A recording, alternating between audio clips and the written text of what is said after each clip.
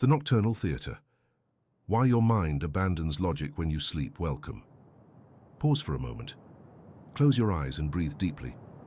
Right now, in this stillness, imagine what happens inside your brain every single night when consciousness fades away.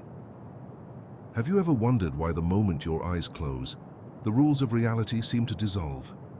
Why you find yourself flying through impossible landscapes, running through corridors that stretch infinitely, encountering people who shift their faces like water, experiencing emotions so vivid they feel more real than waking life itself? Before we begin this journey into the hidden theater of your mind, I invite you to subscribe to Relaxing Science. Give this video a like and share your location and the time of day you're watching. Your presence matters in this exploration.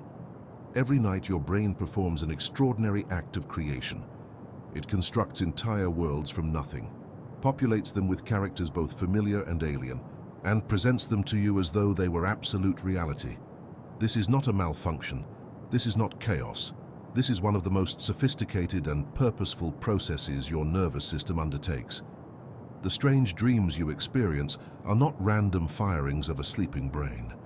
They are the expression of a mind reorganizing itself, processing experience, and preparing you for the demands of waking life. The nocturnal theater begins the moment your consciousness surrenders to sleep. Your body relaxes into the mattress. Your breathing becomes deeper and more rhythmic, and somewhere in the depths of your brain a profound shift occurs. The rigid architecture of waking thought begins to dissolve.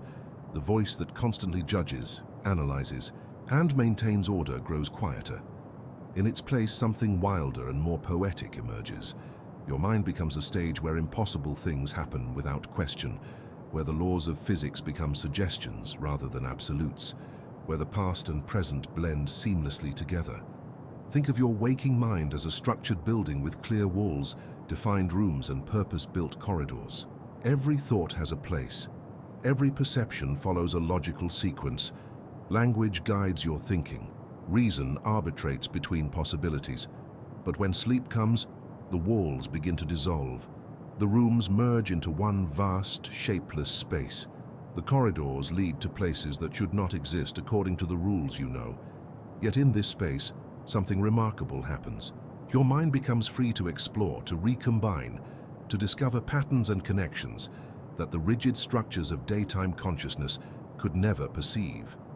This transformation is not instantaneous.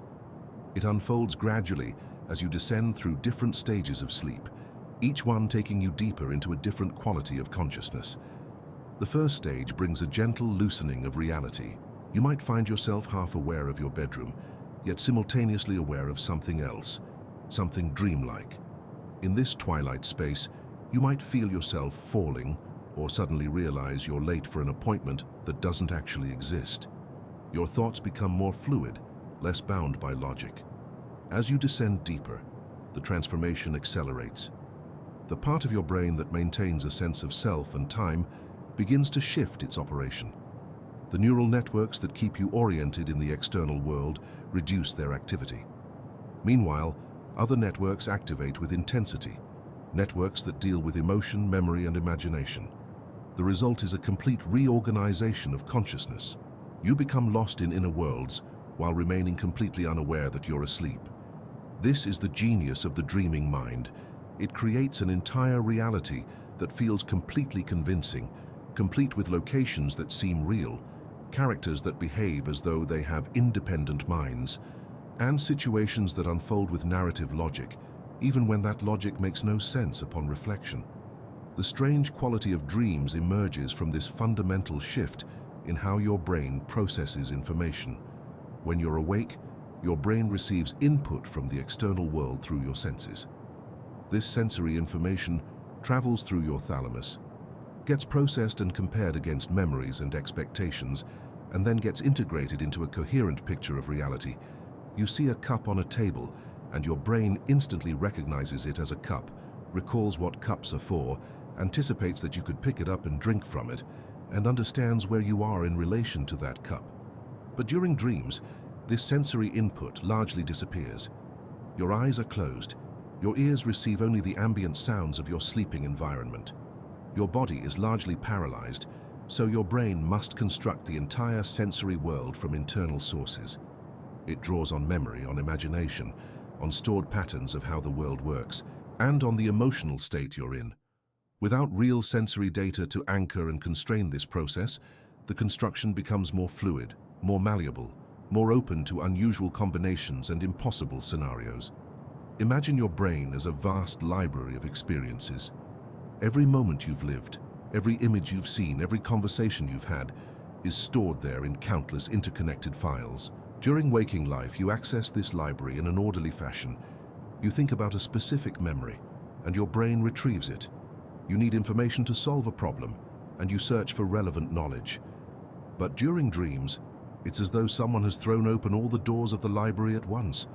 Information flows in all directions simultaneously. A memory of your childhood home gets mixed with a place you saw in a film. A person you know merges with someone you've never met. The architecture of the building you're dreaming about shifts and changes like it's made of something more fluid than concrete and steel. This nocturnal theater that unfolds every night serves purposes far deeper than mere entertainment for your unconscious mind. It is a processing mechanism of extraordinary sophistication. Your brain is working through experiences, consolidating memories, rehearsing responses to challenges, and integrating new information into the vast network of what you know. The strange, surreal quality of dreams is not a bug in this system. It is a feature. It allows your brain to make new connections, to see old problems from unexpected angles, and to work through emotional material in a safe inner space where the consequences of imaginary actions don't affect your waking life. The nocturnal theater runs every night, multiple times throughout your sleep. You visit it again and again, each time in a different form, with different characters and different landscapes. Each dream is a unique creation, yet each one follows patterns and rules that emerge from the structure of your brain and the way consciousness operates when freed from the constraints of external reality. Understanding this theater, learning why it creates such strange scenarios and impossible situations, is a journey into the deepest aspects of what it means to be human. It is an invitation to recognize that the mind you know in waking life is only one expression of consciousness, and that there are other modes of being, other ways of knowing, other realities that your brain can construct and inhabit. Tonight, we explore this hidden world together, with curiosity and wonder, as we discover the science and poetry of your dreaming mind. The neuroscience of surrender. How your brain shifts into dream mode. Your brain never truly rests. Even in the deepest stages of sleep, while your body lies still and your conscious awareness has dissolved, your brain continues its relentless activity. But the nature of this activity changes profoundly. The networks that dominated your waking consciousness step back, and different networks surge into activity. This shift is not random. It follows a precise neurochemical choreography, a carefully orchestrated sequence of changes that transforms your brain from a waking state into a dreaming state. Understanding this transformation is essential to understanding why your dreams have the particular quality they do, why they feel the way they feel, and why they generate such strange and compelling scenarios. The journey from wakefulness to dreaming begins not when you fall asleep, but before. In the hours before sleep, your brain gradually increases the production of certain neurotransmitters while reducing others. The shift is gentle and gradual, almost imperceptible at first. Your eyelids become heavier, your thoughts slow down, your body begins to feel more relaxed, more willing to surrender to rest. This is not weakness or fatigue overcoming your mind. This is your brain executing a carefully timed program that has been honed by millions of years of evolution. As you lie in bed and begin to drift off, your brain releases melatonin, a hormone that signals the body that it is time to sleep. Melatonin doesn't create sleep directly. Rather, it shifts your entire neurochemistry, making sleep possible and making wakefulness increasingly difficult to maintain. At the same time, your brain begins to reduce the production of neurotransmitters that keep you alert and focused during the day. Norepinephrine, which heightens attention and arousal, begins to decline. Serotonin, which is involved in mood regulation and wakefulness, also decreases. As these molecules recede, the rigid structure of waking consciousness begins to loosen. The descent into sleep happens in stages, each one marked by distinct patterns of brain activity that scientists can measure and observe. In the first stage of non-REM sleep, your brainwave activity begins to change. The rapid, irregular waves of waking consciousness give way to slower, more synchronized patterns. Your body temperature drops slightly. Your heart rate slows. Your breathing becomes more regular and deeper. You might experience hypnagogic imagery during this transition, those strange half-formed images and sensations that come as you're falling asleep. You might feel yourself falling, or hear voices, or see shapes moving in the darkness. These are not hallucinations in the clinical sense. They are the natural products of a brain that is transitioning between two fundamentally different modes of operation. As you descend into deeper stages of non-REM sleep, the transformation continues. Your brain waves slow further, becoming synchronized into larger, more powerful rhythms. Your body becomes increasingly paralyzed, a process called sleep paralysis that is completely normal and protective. This paralysis prevents you from acting out your movements while sleeping, from jumping out of bed, or striking out at imaginary threats. During this deeper sleep, your brain is engaged in important maintenance work. It is consolidating memories, strengthening the neural connections that encode important information, and pruning away unnecessary connections. It is physically rebuilding and reorganizing itself, a process essential to learning and adaptation.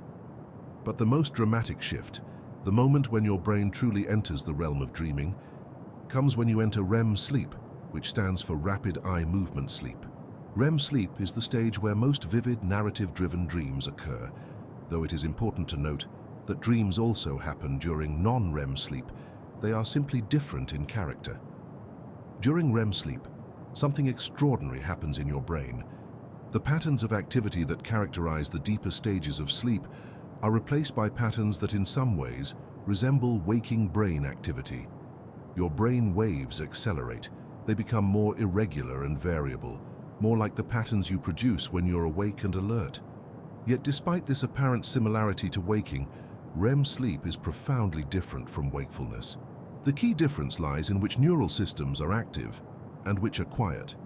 During waking, the prefrontal cortex, the region of your brain responsible for rational analysis, logical thinking, and executive control, is highly active. It orchestrates your thoughts, guides your behavior, and maintains your sense of self and continuity over time. But during REM sleep, the prefrontal cortex becomes remarkably quiet. Its activity drops significantly compared to waking levels.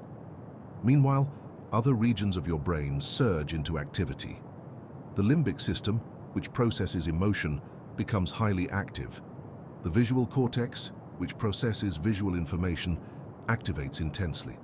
The motor cortex, which controls movement, sends out signals, though these signals are blocked from reaching your muscles by the paralysis of sleep. This is the key to understanding why dreams are so strange, so illogical, so divorced from the rational constraints of waking thought. Your brain is in a state of high activation, especially in regions dealing with emotion and sensory processing, while the regions responsible for logic, reason, and critical evaluation are essentially offline. It's as though the editor of your mind has left the building and the artists and dreamers have taken over the stage. Without the constant presence of reason to question what's happening, to maintain logical consistency and to enforce the rules of reality, your mind is free to create scenarios that would never pass the scrutiny of your waking consciousness. The neurotransmitter landscape of REM sleep is also radically different from waking consciousness.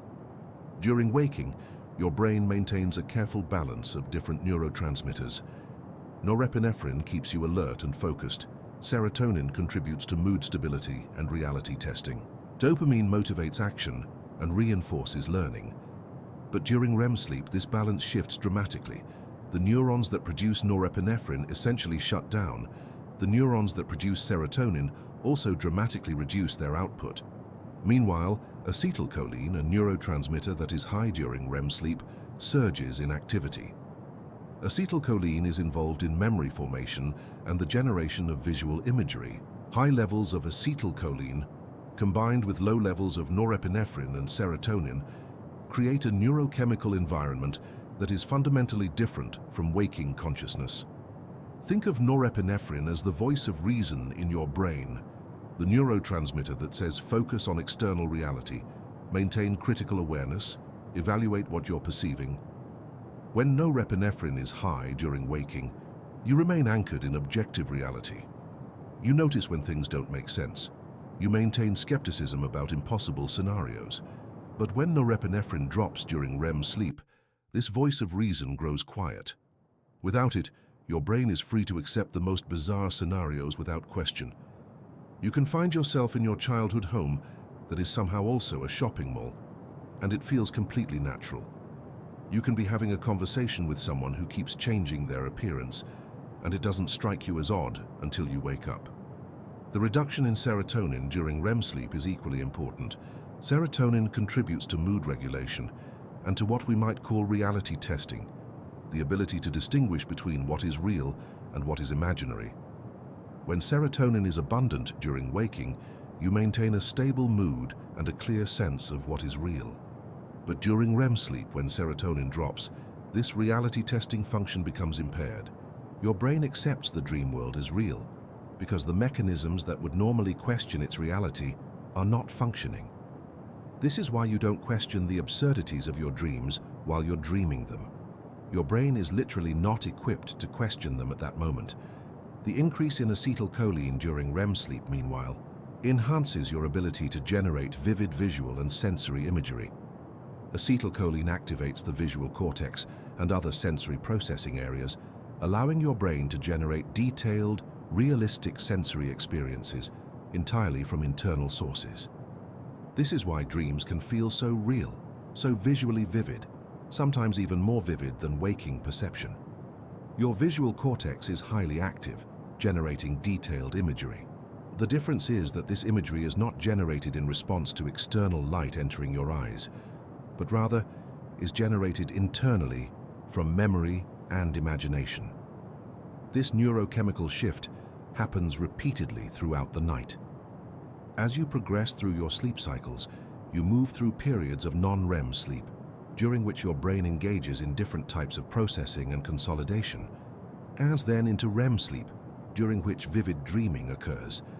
Most of the longest and most intense REM periods occur in the later hours of the night, which is why you are more likely to remember dreams from the morning than from earlier in the night. Your brain has learned to reserve the most intensive dreaming for when you're closest to waking, perhaps making it easier to recall these dreams when you do wake up. This surrender to sleep is not a surrender of power or consciousness to unconsciousness. Rather, it is a shift in the form that consciousness takes. Your brain doesn't stop working. It changes what it works on and how it works. The rigid, linear, logically consistent consciousness of waking gives way to a more fluid, associative, emotionally driven consciousness of dreaming. Both are valid modes of consciousness. Both serve important purposes. Both are aspects of what your mind is capable of producing.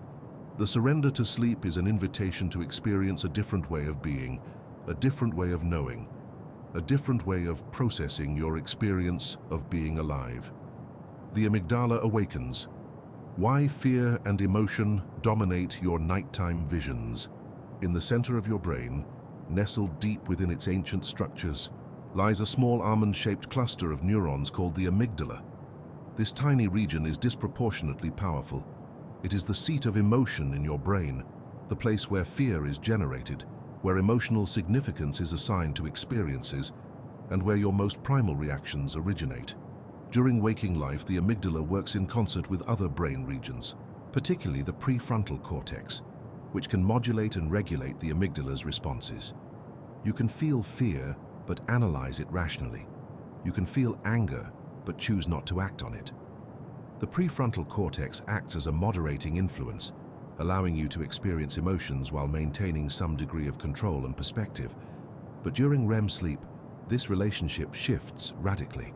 The prefrontal cortex, as we discussed, becomes quiet and less active. Meanwhile, the amygdala becomes highly active, surging with neural activity. Without the tempering influence of the prefrontal cortex, the amygdala's activity is amplified and expressed without restraint. The result is that your dreams become saturated with emotion. Fear, anxiety, joy, sadness, wonder, and other feelings dominate the landscape of your dreams in ways that would be extreme if they occurred during waking life. This is why dreams so often have an emotional character that seems disproportionate to their content. You might dream of a situation that in waking life would be mildly inconvenient, yet in the dream you experience intense anxiety or fear. You might dream of seeing a friend you haven't heard from in years, and the joy and longing you feel in the dream is overwhelming, far more intense than you would typically allow yourself to feel while awake. The amygdala is running the show, is unchecked by the rational modulation of the prefrontal cortex. The amygdala's heightened activity during REM sleep serves a purpose, though it's a purpose that can feel uncomfortable or disturbing. The amygdala is involved in emotional learning and memory consolidation. During waking life, when you encounter something that is emotionally significant, the amygdala tags that experience with emotional importance. This tagging helps ensure that emotionally significant memories are consolidated strongly, that they are not forgotten. It's an evolutionary adaptation that has served humans well. The things that are most important for survival, the things that are most emotionally laden, are the things most likely to be remembered strongly. During dreams, with the amygdala highly active and the prefrontal cortex quiet, your brain is essentially replaying emotionally significant experiences, reprocessing them, consolidating them into long-term memory. But because the prefrontal cortex is quiet, you don't experience this reprocessing as an intellectual exercise. You don't think, "I'm remembering this event and consolidating it into memory." Instead, you experience it directly, as though it's happening now. The emotional content is front and center, unmodulated by rational perspective. Consider a dream of falling. Many people experience dreams of falling, and these dreams are typically accompanied by intense fear. In waking life, falling is genuinely dangerous, so the fear makes sense. But in your dream, you might be falling through an abstract space, or falling towards something that isn't actually threatening, yet the fear you feel is real and intense. This is the amygdala at work. Your brain is processing the concept of falling, the primal fear associated with loss of control and the threat of harm, and it's doing so with full emotional intensity because the prefrontal cortex is not there to provide rational perspective, to remind you that you're safe in bed, that this is just a dream. Or consider a dream of being chased. This is one of the most common dream themes, and it's almost universally accompanied by fear and a sense of urgency. In the dream, you might be running from something, and the fear you feel propels you forward, makes you run faster, makes your heart race. The amygdala is generating this fear response, activating your sympathetic nervous system, the system that would prepare your body for fight or flight in waking life. But because you're asleep and paralyzed, your body cannot actually flee or fight. The emotional response is generated, but it has no outlet in action. This can lead to a dream experience that feels intensely real and visceral, even though you're lying in bed, completely safe. The amygdala's heightened activity during REM sleep also explains why traumatic memories often surface in dreams. If you've experienced something traumatic, the amygdala has tagged that experience with intense emotional significance. During dreams, the amygdala is active and engaged in emotional processing, and traumatic memories may emerge into the dream content. This can be disturbing, but it also serves a function. Your brain is attempting to process the trauma, to integrate it into your memory system in a way that allows you to move forward. This is why therapy that involves the deliberate processing of traumatic memories can sometimes help people recover from trauma. Your brain is already attempting to do this work during dreams. Therapeutic interventions can help guide and support this natural process. The dominance of emotion in dreams also explains the particular way that dreams feel different from waking thought. In waking life, you might experience a series of events and then reflect on them, analyzing them, understanding them in relation to a larger context. Your thoughts tend to be somewhat sequential and logical, but in dreams, emotion is primary. The emotional tone of the dream shapes everything else. If the dream has an anxious quality, then even neutral events in the dream take on a threatening character. If the dream has a joyful quality, then even strange or unusual events feel positive. The emotion is not a response to the content, rather the content is shaped by the emotion. This is why it's possible to have a dream that is logically nonsensical but emotionally coherent. You might dream of a situation that makes no sense when you think about it after waking, but while you were dreaming it, it felt perfectly right, because the emotional tone was consistent throughout.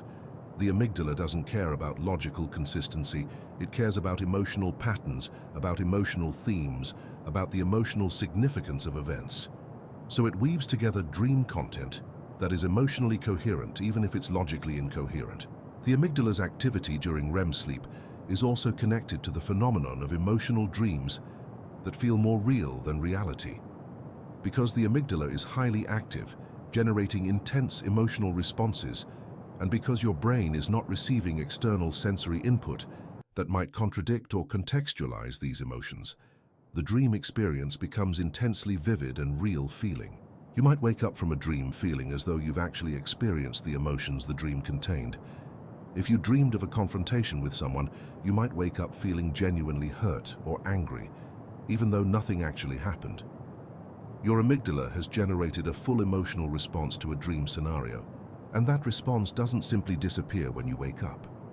The heightened activity of the amygdala during REM sleep also contributes to the phenomenon of nightmares.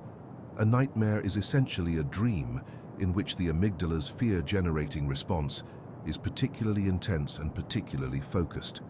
The amygdala generates fear, and this fear shapes the dream content. The dream content, in turn, intensifies the amygdala's response. It becomes a feedback loop where emotion and content reinforce each other, creating an increasingly intense and disturbing dream experience. This is why nightmares can feel so real and can be so difficult to wake from. The emotional intensity is very real, even though the content is imaginary. Yet it's important to understand that this emotional intensity during dreams is not pathological. It's not a sign that something is wrong with your brain. Rather, it's a sign that your brain is doing important emotional processing work. Your amygdala is designed to generate emotional responses to significant events, and during dreams, it's doing exactly what it has evolved to do. The fact that it's doing this without the modulation of the prefrontal cortex means that the emotions are more extreme, more unfiltered than they would be during waking life. But this rawness of emotion also means that important emotional processing is happening. Many researchers believe that one of the functions of dreams is emotional regulation. During waking life, you experience emotions in the context of real situations, and you must manage these emotions appropriately. You can't simply let yourself feel everything you feel. You have to regulate your emotional responses to fit social norms and practical requirements. But during dreams, with the amygdala in charge and the prefrontal cortex quiet, your brain can experience emotions more fully, more completely, without the constraints of social appropriateness or practical necessity. This full emotional experiencing may serve a regulatory function, allowing your brain to process and metabolize emotional experiences in a way that promotes emotional health and resilience. The prefrontal cortex sleeps, understanding your loss of rational control. The prefrontal cortex is one of the most recently evolved regions of the human brain. It is what makes you distinctly human in many ways. It is the seat of rational thought, executive function, impulse control, self-awareness, and the ability to think about thinking. It is the part of your brain that plans for the future, that evaluates consequences, that makes decisions based on reason rather than impulse. It is the part that maintains your sense of self as a continuous entity persisting through time, that understands that you are you and will still be you tomorrow and next year. The prefrontal cortex is, in many ways, the part of your brain that makes you an individual with a coherent identity and a sense of purpose. But during REM sleep, the prefrontal cortex effectively goes offline. Its activity drops dramatically compared to waking levels. This is not a complete shutdown. Some regions of the prefrontal cortex maintain some activity, but the overall level of activity is significantly reduced, and more importantly, the prefrontal cortex's ability to influence and regulate other brain regions is greatly diminished. The prefrontal cortex is no longer in command. It is no longer orchestrating the activity of the rest of the brain. Instead, other regions are active and driving the show. This is one of the most fundamental differences between waking consciousness and dreaming consciousness. The consequences of this reduction in prefrontal cortex activity are profound and multifaceted. First and foremost, it explains the loss of logical reasoning that characterizes dreams. During waking life, your prefrontal cortex is constantly evaluating information, checking it against your knowledge and experience, and rejecting things that don't make logical sense. If you encounter something illogical, your prefrontal cortex flags it, and you become aware that something is wrong. You notice the contradiction. You feel confused or suspicious. But during dreams, with the prefrontal cortex quiet, this logical evaluation doesn't happen. You accept illogical scenarios without question. This is why in dreams, you can find yourself in a location that is simultaneously two different places. Your childhood home and a hotel lobby might be the same space, and while you're dreaming, this seems perfectly normal. Only when you wake up do you think, wait, that doesn't make sense. During the dream, the logical contradiction didn't register because the part of your brain that evaluates logical consistency was not functioning at full capacity. Similarly, in dreams, you can meet someone who is simultaneously two different people or who changes their identity partway through the dream, and it seems fine at the time. Your prefrontal cortex is not there to say, this person can't be two people at once.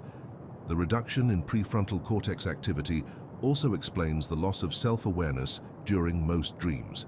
In waking life, you have a constant awareness of yourself as the subject having experiences. You know that you are the one seeing, hearing, and thinking. You maintain a consistent sense of identity, but during most dreams, this self-awareness is greatly diminished. You are present in the dream, but you are not fully aware that you are the one dreaming. You are not questioning the nature of your experience.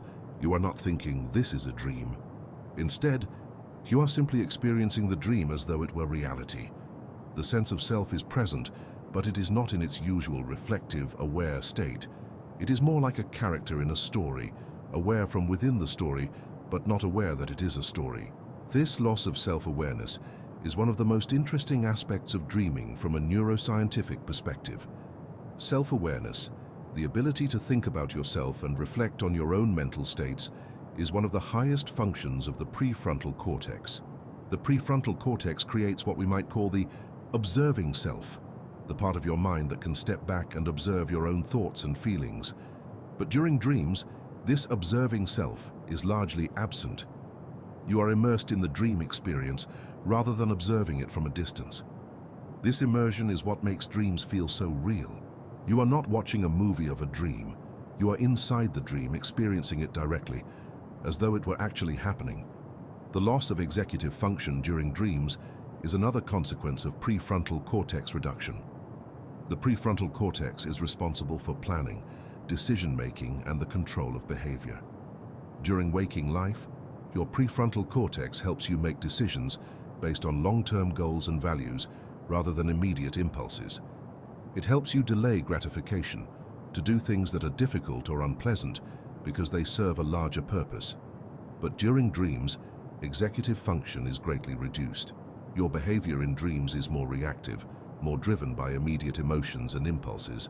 You might find yourself doing things in a dream that you would never do while awake, not because you've chosen to do them, but because the executive control that would normally prevent such actions is not functioning.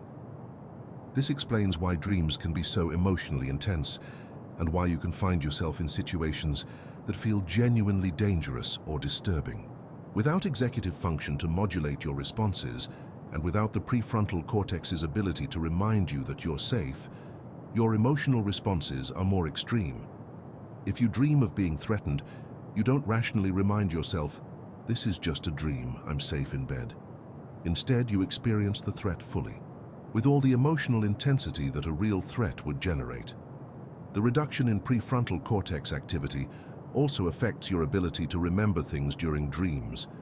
The prefrontal cortex is involved in encoding memories into long-term storage. During waking life, you consciously attend to important information, and your prefrontal cortex helps encode this information into memory.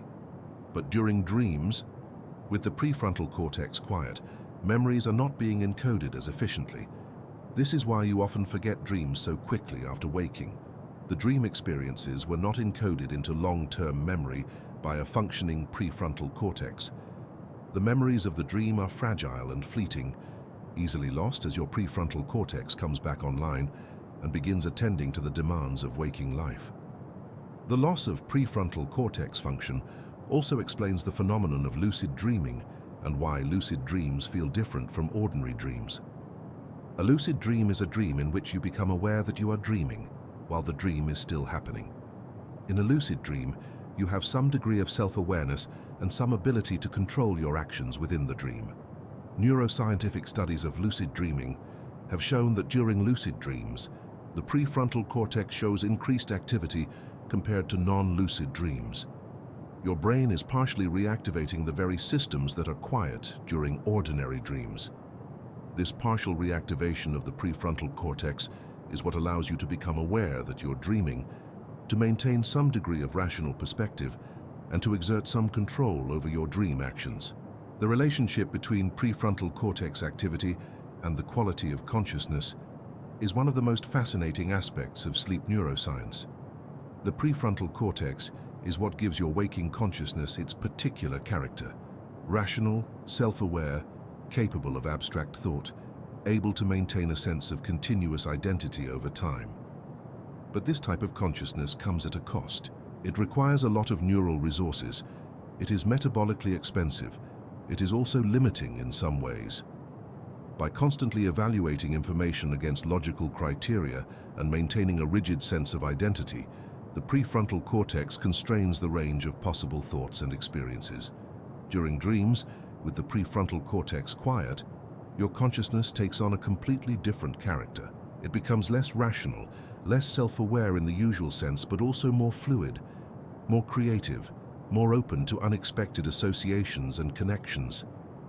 The normal constraints that the prefrontal cortex places on thought are lifted.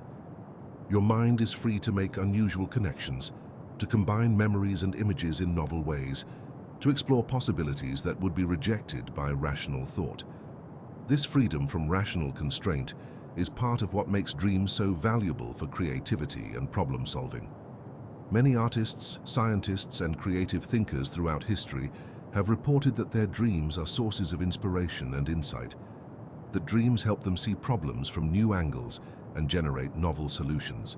The prefrontal cortex's sleep during REM is not, therefore, a failure or a weakness of the dreaming brain.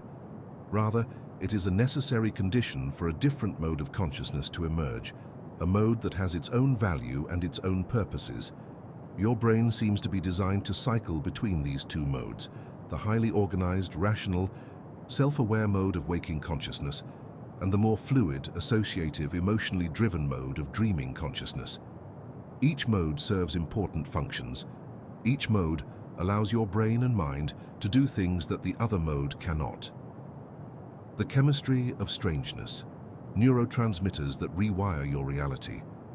The strangeness of your dreams, the particular quality that makes them feel so different from waking thought, is not simply a result of which brain regions are active or inactive.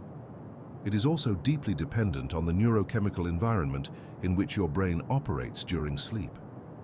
Neurotransmitters are chemical messengers that allow neurons to communicate with each other. They are the molecular basis of thought and feeling. Different neurotransmitters have different effects on consciousness, perception, and cognition. During waking life, your brain maintains a careful balance of neurotransmitters, a balance that creates the particular quality of waking consciousness. But during REM sleep, this balance shifts dramatically, creating a neurochemical environment that is fundamentally different. And this neurochemical shift is a major contributor to the strangeness and uniqueness of dreams.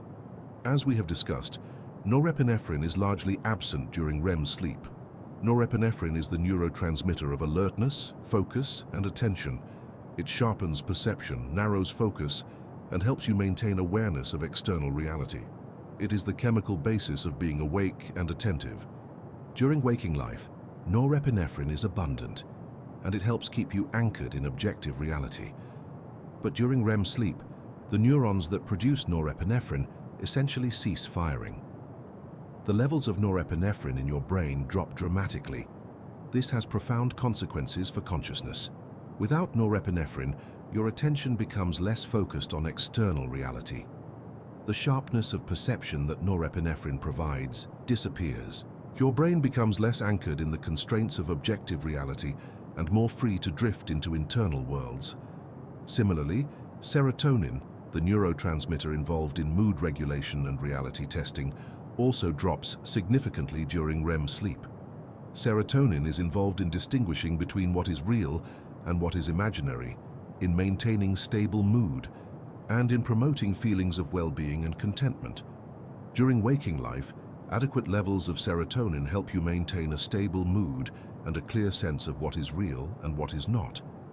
But during REM sleep, serotonin levels drop, and this contributes to the dissolution of reality testing. Your brain becomes less able to distinguish between real and imaginary, and so it accepts dream scenarios as real without questioning them. But while norepinephrine and serotonin drop, other neurotransmitters surge. Acetylcholine, a neurotransmitter that is involved in memory formation and the generation of visual and sensory imagery, becomes highly active during REM sleep.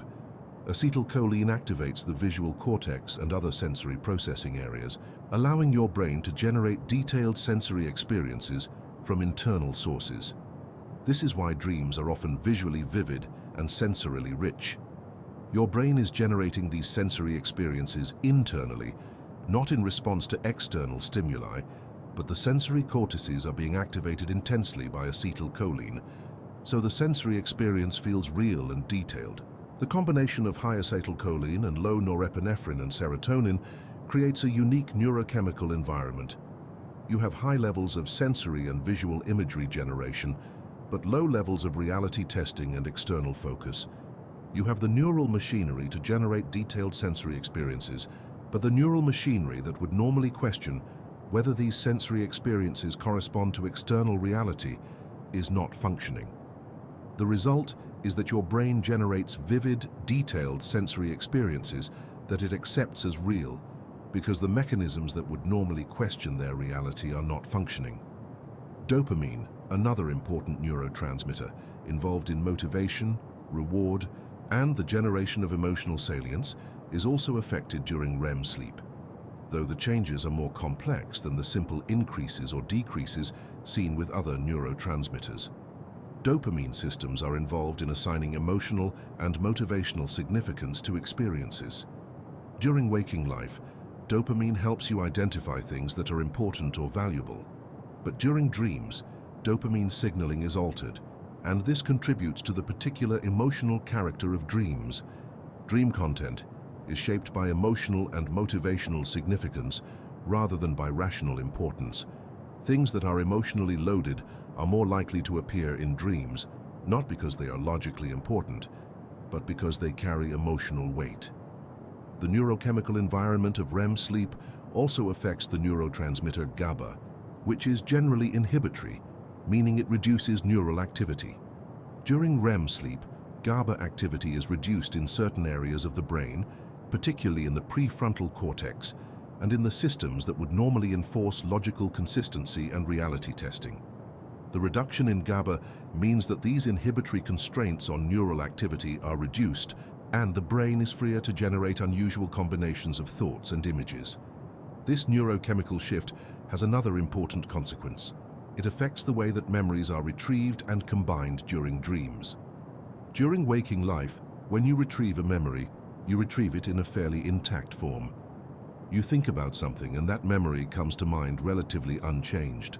But during dreams, with the neurochemical environment so different, memories are retrieved and combined in more fluid and associative ways. A memory can be fragmented and recombined with other memories. A person can be partially the person you know and partially someone else. A location can be partially one place and partially another.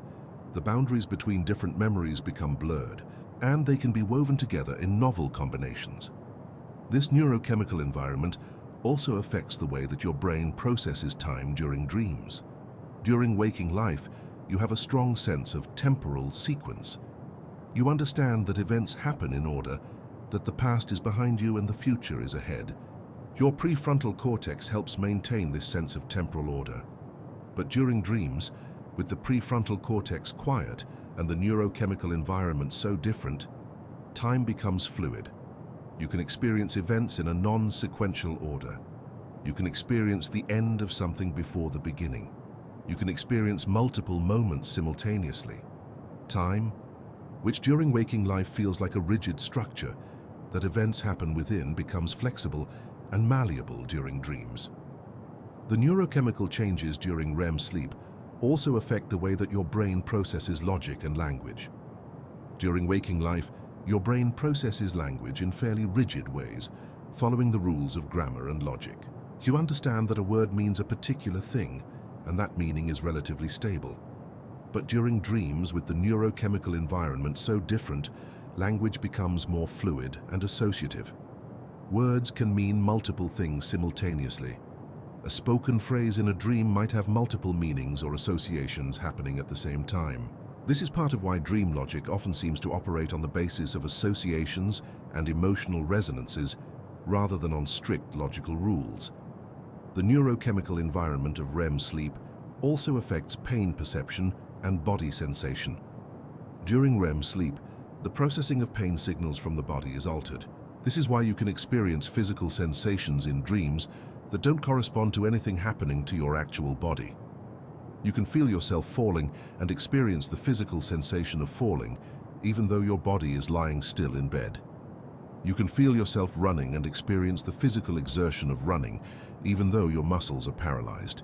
The neurochemical environment of REM sleep allows your brain to generate these physical sensations internally, without input from your actual body. The neurochemical shift during REM sleep is not instantaneous. As you fall asleep and progress through the stages of sleep, the neurochemical environment gradually shifts. Norepinephrine and serotonin gradually decrease. Acetylcholine gradually increases. This gradual shift creates the transitional states that occur as you fall asleep, states in which you are partially in waking consciousness and partially in dreaming consciousness.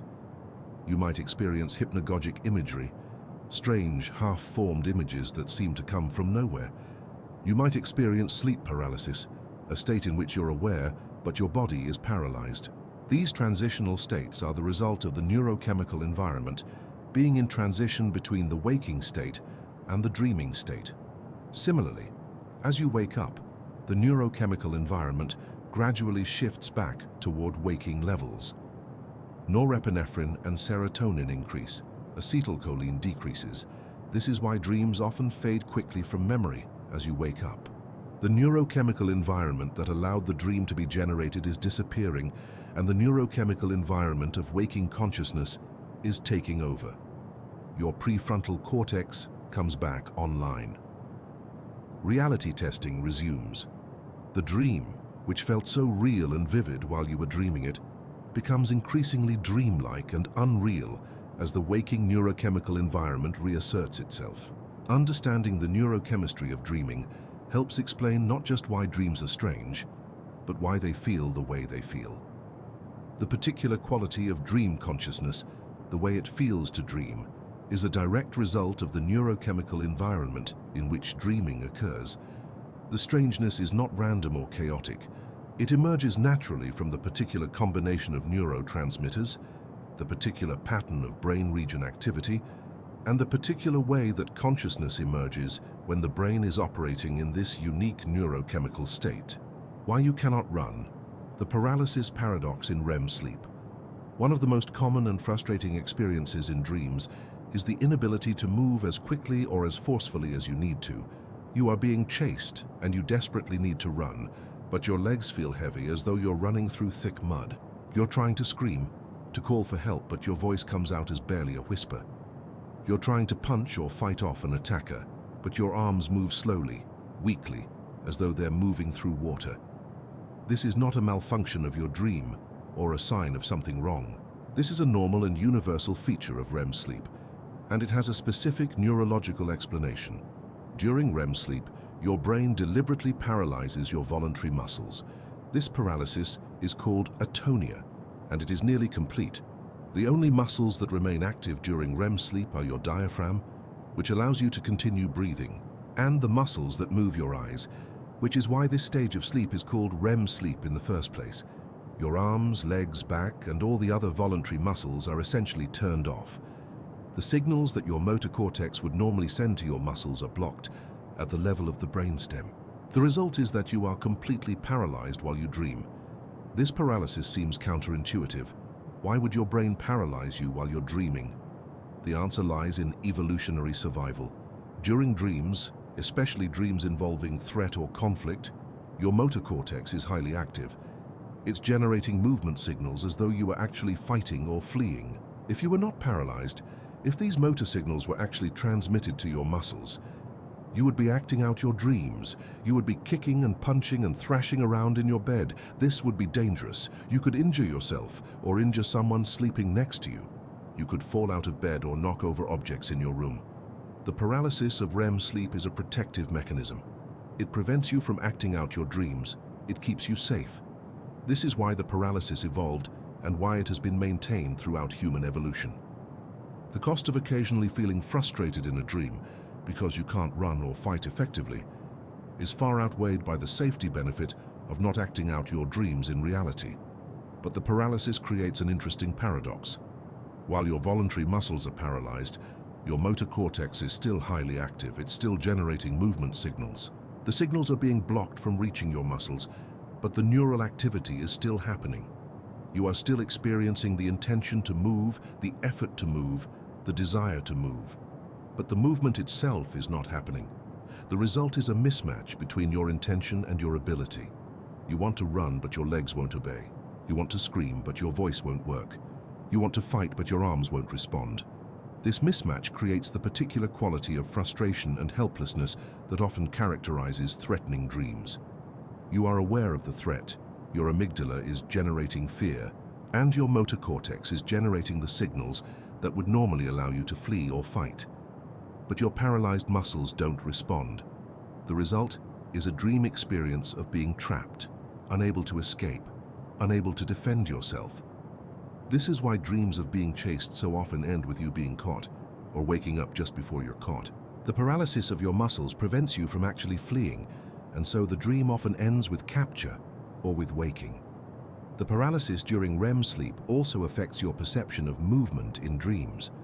Because your muscles are paralyzed, your brain is not receiving the normal proprioceptive feedback that would normally accompany movement. Proprioception is the sense of where your body is in space and how it's moving. During waking life, when you move, your muscles, joints, and inner ear all provide feedback to your brain about how you're moving.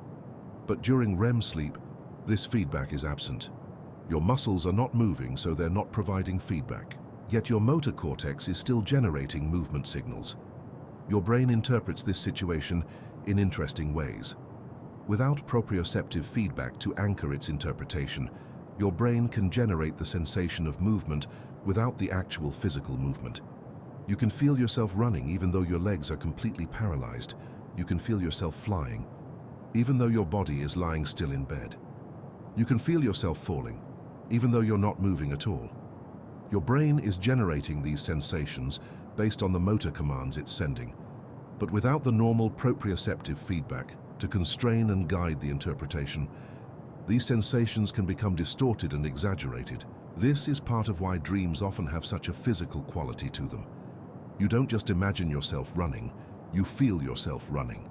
You don't just think about flying, you experience the physical sensations of flight, the wind rushing past you, the ground falling away below you. Your brain is generating these sensations internally, based on the motor activity of your motor cortex, without any actual physical movement occurring. Yet because the sensation feels so real, you experience it as though it were actually happening. The paralysis of REM sleep also creates the phenomenon of sleep paralysis, which is when you wake up during REM sleep while your muscles are still paralyzed. In sleep paralysis, you are conscious and aware, but your body is paralyzed. You cannot move, you cannot speak, you can only move your eyes. This can be a terrifying experience.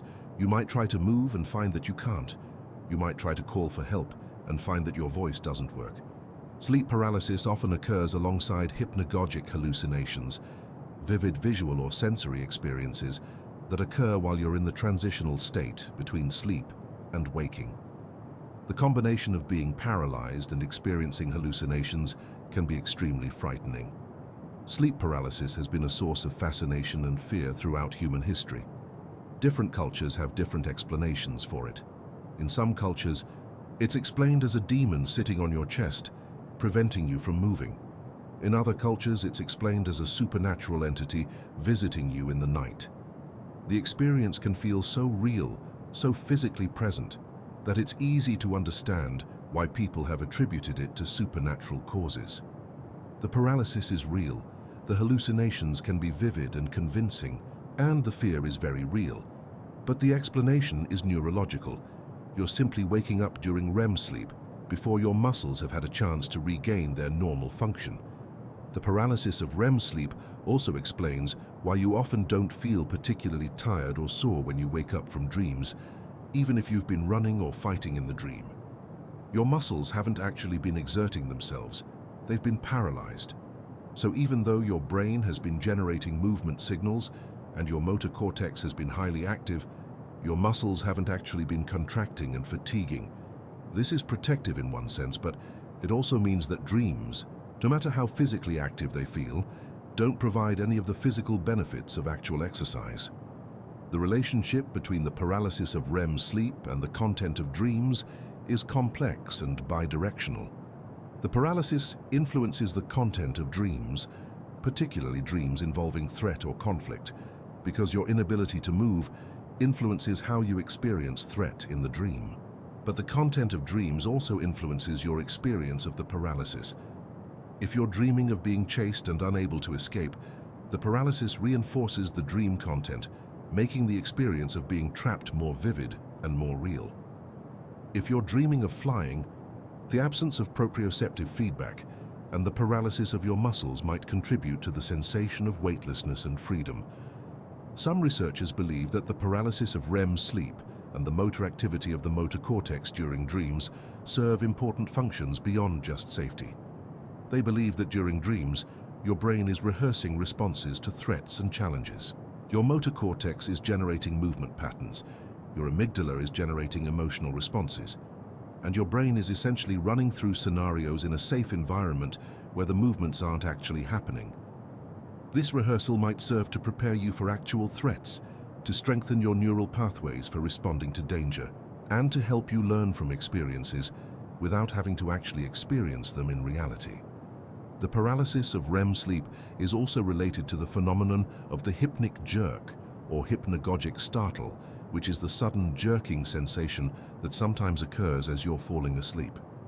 As your brain transitions from waking to sleeping, the paralysis of REM sleep hasn't fully engaged yet, but your consciousness is already beginning to drift.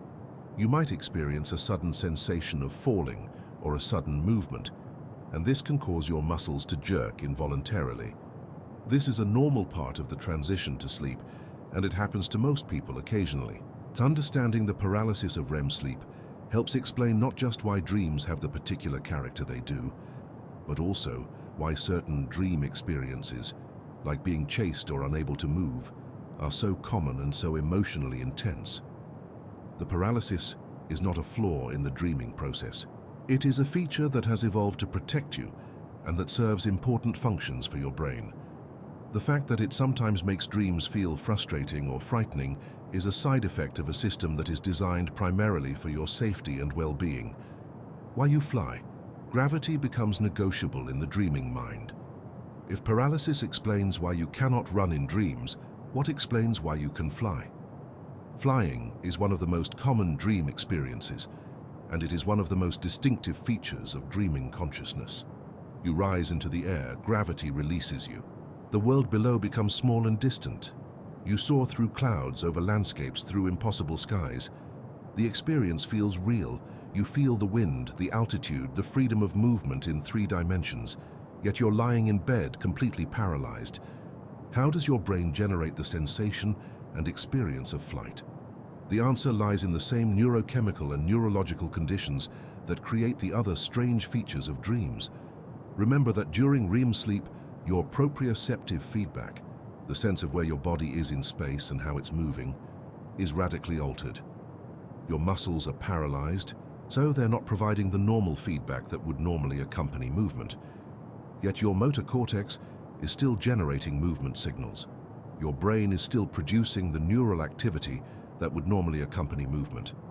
Without the normal proprioceptive constraints to anchor the interpretation, your brain can generate sensations of movement that don't correspond to any actual physical movement. Flying is an extreme example of this. Your brain generates movement signals, but without proprioceptive feedback to constrain the interpretation, these signals can be interpreted as movement in 3 dimensions, including vertical movement. Your brain has learned through experience what falling feels like, what rising feels like, what horizontal movement feels like. During dreams, without proprioceptive feedback to provide accurate information about how your body is actually moving, your brain can generate sensations based on these learned patterns of movement, but unconstrained by the actual physical situation. But flying is more than just a misinterpretation of proprioceptive feedback. Flying also involves a fundamental change in how your brain processes gravity and spatial orientation. During waking life, your brain is constantly aware of gravity. You have a sense of up and down, of which way is toward the ground. This sense comes from your inner ear, from proprioceptive feedback, and from your visual system. Your brain uses all these sources of information to maintain a stable sense of spatial orientation. But during REM sleep, this sense of spatial orientation becomes fluid and negotiable. In fact, one of the distinctive features of REM sleep is that the processing of gravitational orientation is altered. The brain regions that normally process information about gravity and spatial orientation, particularly the vestibular system, which is located in the inner ear and processes information about balance and orientation, operates differently during REM sleep. The result is that your sense of which way is up becomes less fixed. During waking life, your sense of up and down is so strong and so constant that it seems like an absolute fact of reality. But during dreams, this sense can be released or reversed. Down can become a direction you can choose to move in or away from. Up can become a direction you can explore. The visual system also plays a role in the experience of flying in dreams. During REM sleep, your visual cortex is highly active, generating vivid visual imagery. This imagery can include landscapes, skies, clouds, and other visual elements. Your brain can generate the visual appearance of rising into the air, of clouds passing beneath you, of the ground receding below you. Combined with the altered sense of gravitational orientation and the altered proprioceptive feedback, this visual imagery contributes to the experience of flying. The emotional tone of the dream also influences the experience of flying. Flying in dreams is often associated with feelings of freedom, transcendence, and joy. Your amygdala is active during dreams, and it generates emotional responses to dream content. The experience of being freed from gravity, of rising into the air, is emotionally significant. It can represent liberation, transcendence, escape. The amygdala responds to this emotional significance, generating feelings of joy, freedom, or exhilaration. These emotions, in turn, reinforce the dream content, making the experience of flying feel more real and more significant. Interestingly, the ability to fly in dreams seems to be something that humans naturally do, suggesting that it serves some function or reflects something fundamental about how the dreaming brain works.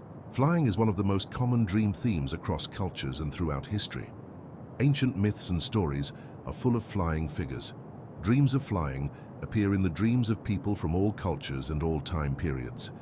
This universality suggests that flying in dreams is not something learned or culturally specific, but rather something that emerges naturally from the way the dreaming brain operates. Some researchers have speculated that flying in dreams might be related to the experience of weightlessness, which humans would have experienced during certain physical activities. Falling, jumping, being thrown into the air, swimming, all of these activities involve temporary loss of contact with the ground or with normal gravitational constraints. The experience of flying in dreams might be related to the brain's memory of these experiences, combined with the altered gravitational and proprioceptive processing of REM sleep. The experience of flying in dreams is also related to the phenomenon of lucid dreaming. Many people report that when they become lucid in a dream, one of the first things they try to do is fly. lucid flying can feel even more real and more controlled than non-lucid flying. In lucid dreams, you have some degree of conscious control over your dream content, and many people use this control to explore the experience of flight. They might try different ways of flying, might try to fly higher or faster, might try to see how far they can fly. The fact that lucid flying is so appealing to people suggests that the experience of flying in dreams taps into something fundamental about human desire. Perhaps the desire for freedom, transcendence, or escape from the constraints of normal reality. The neurochemistry of flying in dreams is also interesting. As we discussed, acetylcholine is high during REM sleep, and acetylcholine is involved in the generation of visual and sensory imagery. High levels of acetylcholine, combined with the altered sense of gravity and the altered proprioceptive processing, create the conditions for the experience of flight. Additionally, dopamine, which is involved in reward and motivation, is also involved in the experience of flying. Flying feels good, feels rewarding. Your brain's dopamine system is responding to the experience of freedom and transcendence that flying represents. The contrast between the paralysis of the body and the freedom of movement in dreams, particularly the freedom of flying, is one of the most striking paradoxes of dream consciousness. Your body is completely paralyzed, unable to move at all. Yet your consciousness experiences itself as flying, as moving freely through three-dimensional space, as being released from the constraints that normally bind it. This paradox is part of what makes dreams so psychologically significant. Dreams allow you to experience modes of being, ways of moving through space, ways of relating to your body and to the world that are impossible in waking life. Some psychologists and philosophers have suggested that the experience of flying in dreams might be psychologically significant in other ways as well. Flying might represent a release from psychological constraints, a sense of freedom from the limitations and difficulties of waking life. The ability to fly in dreams might reflect psychological resilience or a sense of transcendence. Dreams in which you can't fly, or in which you're trying to fly but can't quite get off the ground, might reflect feelings of being stuck or constrained. The experience of flying in dreams might be a way for your brain to rehearse and explore psychological experiences of freedom and constraint, to process your relationship to limitations and possibilities. Understanding the neuroscience of flying in dreams helps explain why this experience is so universal, so compelling, and so distinctive. It emerges from the particular neurochemical and neurological conditions of REM sleep, from the altered proprioceptive processing, from the altered sense of gravity, from the high activity of the visual cortex, and from the emotional significance that your brain assigns to the experience of freedom and transcendence. Flying is not a flaw in dream consciousness. It is one of the distinctive features of dreaming, one of the ways that dreaming consciousness is fundamentally different from waking consciousness. The memory remix, how your brain recycles and distorts your experiences. Every moment of your waking life is stored in your brain in some form. Every conversation you've had, every place you've been, every person you've met, every book you've read, every film you've watched, every experience you've had, is encoded in the neural networks of your brain. This is the vast library of memory that we discussed earlier. During waking life, you access this library in fairly organized ways. You think about a specific memory, and that memory comes to mind. You need information to solve a problem, and you search for relevant knowledge.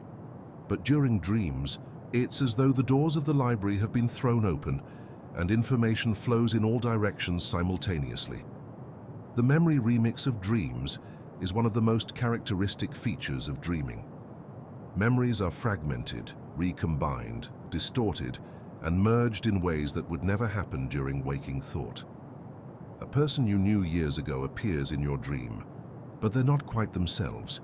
They have the face of your coworker, or they're the same person but somehow also your mother, or they keep changing their appearance throughout the dream. A place you know becomes merged with another place. Your childhood home and a hotel lobby become the same space.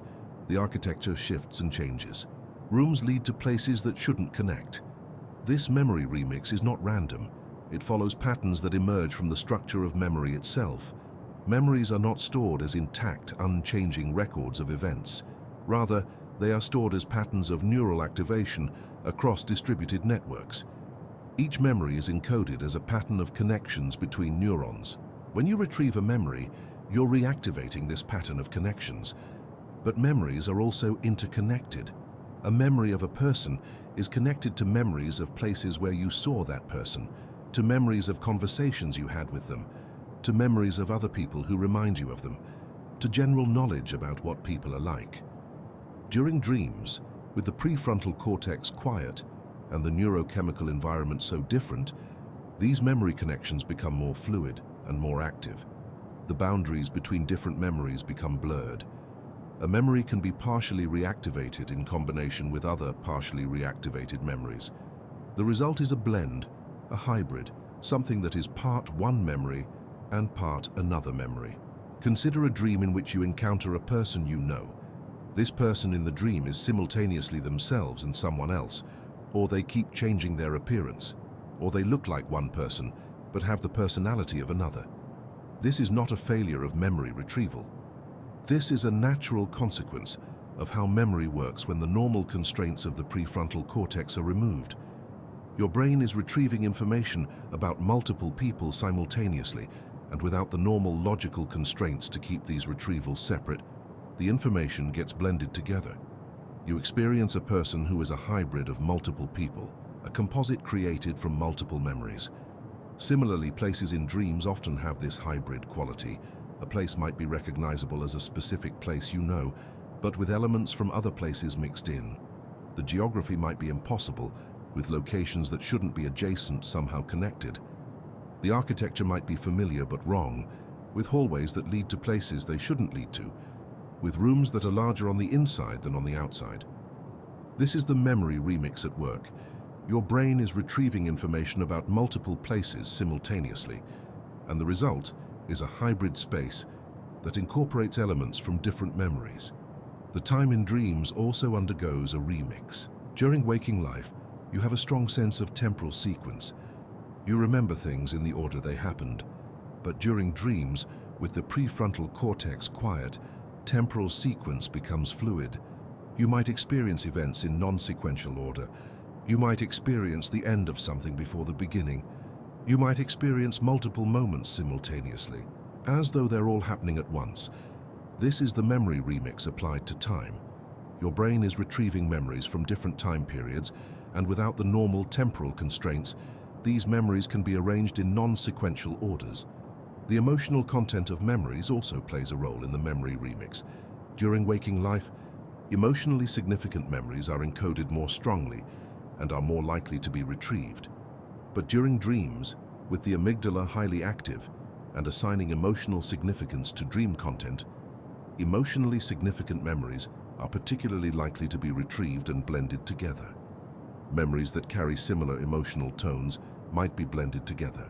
A memory of a threatening situation might be blended with another memory of a threatening situation, creating a composite threatening scenario.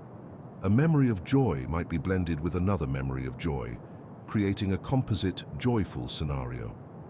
The distortion of memories in dreams is not just a matter of blending. Memories can be changed, exaggerated, or altered in other ways. A small detail might become magnified and central. A person might appear much older or younger than they actually are. A place might be much larger or smaller than you remember it. Events might happen in a different sequence than they actually happened. These distortions are not random.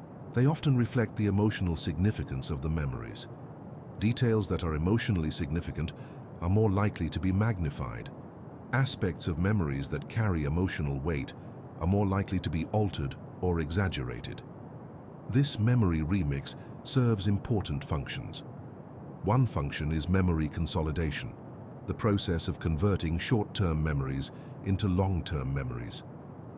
During dreams, emotionally significant memories are being reactivated and consolidated. The act of reactivating these memories, of bringing them back to mind, strengthens the neural connections that encode them. This strengthening makes the memories more likely to be retained in long-term memory and more likely to be retrievable in the future. Another function of the memory remix is pattern extraction. By blending together similar memories, By finding commonalities across different experiences, your brain is extracting patterns.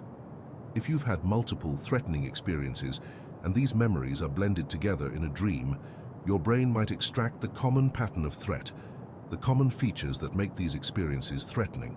This pattern extraction allows your brain to generalize from specific experiences to broader understanding. It allows you to learn from experience, to extract principles and patterns that can be applied to new situations. The memory remix also seems to serve a creative function. By recombining memories in novel ways, by blending together different experiences and different elements, your brain is generating new combinations and new possibilities. This creative recombination might be the basis for creativity in waking life. Many artists, writers, and inventors have reported that their best ideas come from dreams, or that dreams help them see old problems in new ways. The memory remix of dreams might be the mechanism by which dreams contribute to creativity and innovation. The memory remix also helps explain why dreams often seem to be about your life, your experiences, your concerns, even though the specific content of dreams is often wildly different from your actual experiences. Dreams are made from your memories, from your experiences, but the memories are recombined, distorted, and blended in novel ways. So the dream is about you, about your life, but it's about you in a transformed and reimagined way. Understanding the memory remix helps explain not just why dreams have the particular content they do, but also why dreams can be so psychologically significant. Dreams are not random noise generated by a sleeping brain. They are the product of your brain actively engaging with your memories, recombining your experiences, extracting patterns, and generating new possibilities. The strange scenarios and impossible situations in dreams emerge from this creative engagement with memory. They are meaningful in the sense that they emerge from your actual experiences and your actual concerns, even though the specific form they take might be strange or surreal. Emotion as architect. How feelings shape the landscape of your dreams. If you were to map the landscape of your dreams, you would find that emotion is the primary architect. The emotional tone of a dream shapes everything else about it. If a dream has an anxious quality, then even neutral events in the dream take on a threatening character. If a dream has a joyful quality, then even strange or unusual events feel positive and wonderful. The emotional tone is not a response to the content of the dream. Rather, the content is shaped by the emotional tone. This is fundamentally different from how emotions work in waking life. In waking life, emotions typically arise in response to events. Something happens, you evaluate it, and then you feel an emotion. The emotion is a response to the event. But in dreams, the relationship is often reversed. The emotion is primary, and the dream content is generated in response to the emotion. Your amygdala is highly active during REM sleep, generating emotional responses.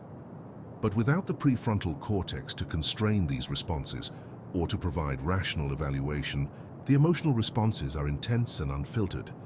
Your brain then generates dream content that is emotionally consistent with these responses. This explains why dreams can be so emotionally intense and so emotionally coherent, even when they are logically incoherent. You might dream of a situation that makes no sense logically, but the emotional tone of the dream is consistent throughout. Everything in the dream feels appropriately threatening, or appropriately joyful, or appropriately sad, even though the specific events and scenarios don't make logical sense. The emotional architecture is what holds the dream together, what makes it feel coherent even when the logical content is chaotic. The particular emotions that dominate dreams seem to be related to emotionally significant concerns in your waking life. If you're anxious about something during waking life, you're more likely to have anxious dreams. If you're excited about something, you're more likely to have joyful dreams. The content of the dreams might not be directly related to the specific waking concern, but the emotional tone of the dreams will be consistent with the emotional concerns of waking life. Your brain seems to be using dreams to process and rehearse emotional responses to significant concerns. Fear and anxiety are among the most common emotional tones in dreams. This might seem strange. Why would your brain generate experiences of fear and anxiety during sleep when you're supposed to be resting and recovering? But from a functional perspective, This makes sense. Your brain is rehearsing responses to threat. Your amygdala is generating fear responses, and your motor cortex is generating movement responses that would normally accompany fleeing or fighting. Your brain is essentially running through threat scenarios in a safe environment where the movements aren't actually happening and where no real danger is present. This rehearsal might serve to strengthen your neural pathways for responding to actual threats, to prepare you psychologically for danger, and to help you process anxieties and concerns. This is why dreams of being chased are so common and so emotionally intense. Your brain is generating a threat scenario. Your amygdala is generating fear. Your motor cortex is generating fleeing responses, and you're experiencing the full emotional and physical intensity of a threat response, even though there is no actual threat. The emotional intensity is very real, but the threat is imaginary. Your brain is rehearsing a response to threat in a safe environment. Similarly, dreams of being attacked or harmed often have intense emotional content. Your amygdala is generating fear and sometimes anger. Your motor cortex is generating fighting responses. You might experience rage or terror in the dream, even though you're completely safe in bed. Again, your brain seems to be rehearsing and processing emotional responses to threat and harm. But dreams are not all negative. Joy, wonder, love, and other positive emotions also feature prominently in dreams. Dreams of being with loved ones, of accomplishing something, of experiencing beauty or transcendence, often have intense, positive emotional content. These dreams seem to serve different functions than threat-related dreams. They might serve to reinforce positive connections and positive experiences. They might serve to process positive emotions and positive concerns. They might serve to motivate and inspire. The emotional architecture of dreams is also related to the phenomenon of emotional residue. When you wake up from a dream, the emotional response doesn't always disappear immediately. You might wake up from a nightmare still feeling frightened or anxious, even though you know it was just a dream. You might wake up from a joyful dream still feeling happy and uplifted. The emotional response generated during the dream carries over into waking consciousness. This emotional residue can affect your mood and your emotional state for hours after waking. This emotional residue is not a flaw in the system. It might be another function of dreaming. By allowing emotional responses to be generated and consolidated during dreams, your brain might be preparing you emotionally for the challenges and joys of waking life. Emotional residue from a dream in which you successfully faced a threat might carry over into waking life, making you feel more confident and capable. Emotional residue from a joyful dream might carry over into waking life, making you feel more optimistic and positive. The emotional architecture of dreams is also related to the phenomenon of nightmares. A nightmare is essentially a dream in which the amygdala's fear-generating response is particularly intense and particularly focused. The amygdala generates intense fear, and this fear shapes the dream content. The dream content, in turn, intensifies the amygdala's response. It becomes a feedback loop where emotion and content reinforce each other, creating an increasingly intense and disturbing dream experience. But it's important to understand that nightmares are not pathological in the sense that they indicate something is wrong. Nightmares are a normal part of dreaming. They occur in response to emotional concerns, to anxieties, to trauma. They are your brain's way of processing difficult emotions and difficult experiences. While nightmares can be disturbing and unpleasant, they serve important functions. They allow your brain to process fear and anxiety in a safe environment. They might help you prepare psychologically for challenges. They might help you consolidate memories of traumatic experiences in a way that allows you to move forward. Understanding emotion as the architect of dreams helps explain why dreams can be so psychologically significant. Dreams are not just entertainment or random noise. They are your brain's way of processing and consolidating emotional experiences. They are your brain's way of rehearsing emotional responses. They are your brain's way of preparing you emotionally for the demands of waking life. The emotional architecture that shapes dreams is a reflection of the emotional architecture of your waking life. Dreams allow you to explore, process, and integrate the emotional dimensions of your experience in ways that waking consciousness often doesn't allow. The forgotten language, symbols, and metaphors. Your sleeping mind speaks. Throughout history, humans have been fascinated by the symbols and metaphors of dreams. Ancient cultures developed elaborate systems of dream interpretation. Freud spent his career trying to decode the symbolic language of dreams. Jung developed entire theoretical frameworks around dream symbols. Modern neuroscience has revealed that while the symbolic and metaphorical language of dreams is real, the meaning of symbols is not fixed or universal, but rather emerges from the individual's own experience and emotional concerns. Dreams do speak in symbols and metaphors, but not in the way that ancient dream interpretation systems suggested. There is no universal dream dictionary in which certain symbols always mean certain things. A snake in a dream doesn't always mean danger or sexuality or transformation. Instead, the meaning of a symbol in a dream emerges from the individual's own experience with that symbol. If snakes have been associated with danger in your life, then a snake in your dream might represent danger. If snakes have been associated with transformation or healing in your life, then a snake might represent those things. If snakes are simply animals you're not particularly concerned about, then a snake in your dream might just be a snake. The symbolic and metaphorical language of dreams emerges from the particular way that the dreaming brain processes information. During dreaming, as we've discussed, memories are recombined, boundaries between different experiences blur, and emotional significance shapes the content. The result is that dream content often has a metaphorical quality. Rather than depicting something directly, dreams often depict something in terms of something else. A feeling of being overwhelmed might be depicted as drowning. A feeling of being stuck might be depicted as being trapped or paralyzed. A feeling of moving forward in life might be depicted as flying or climbing.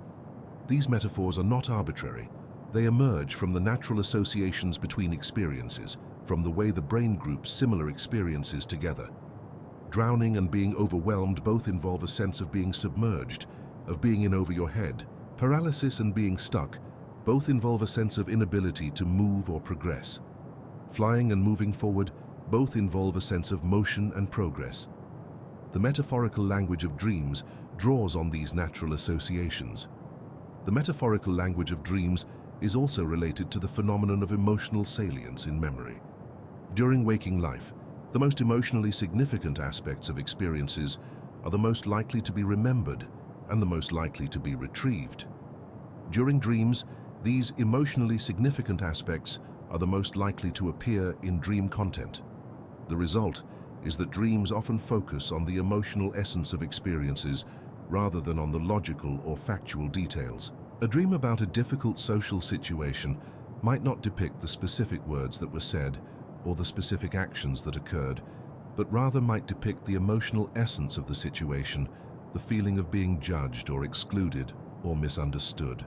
The symbolic and metaphorical language of dreams is also related to the way that the dreaming brain processes causality and agency.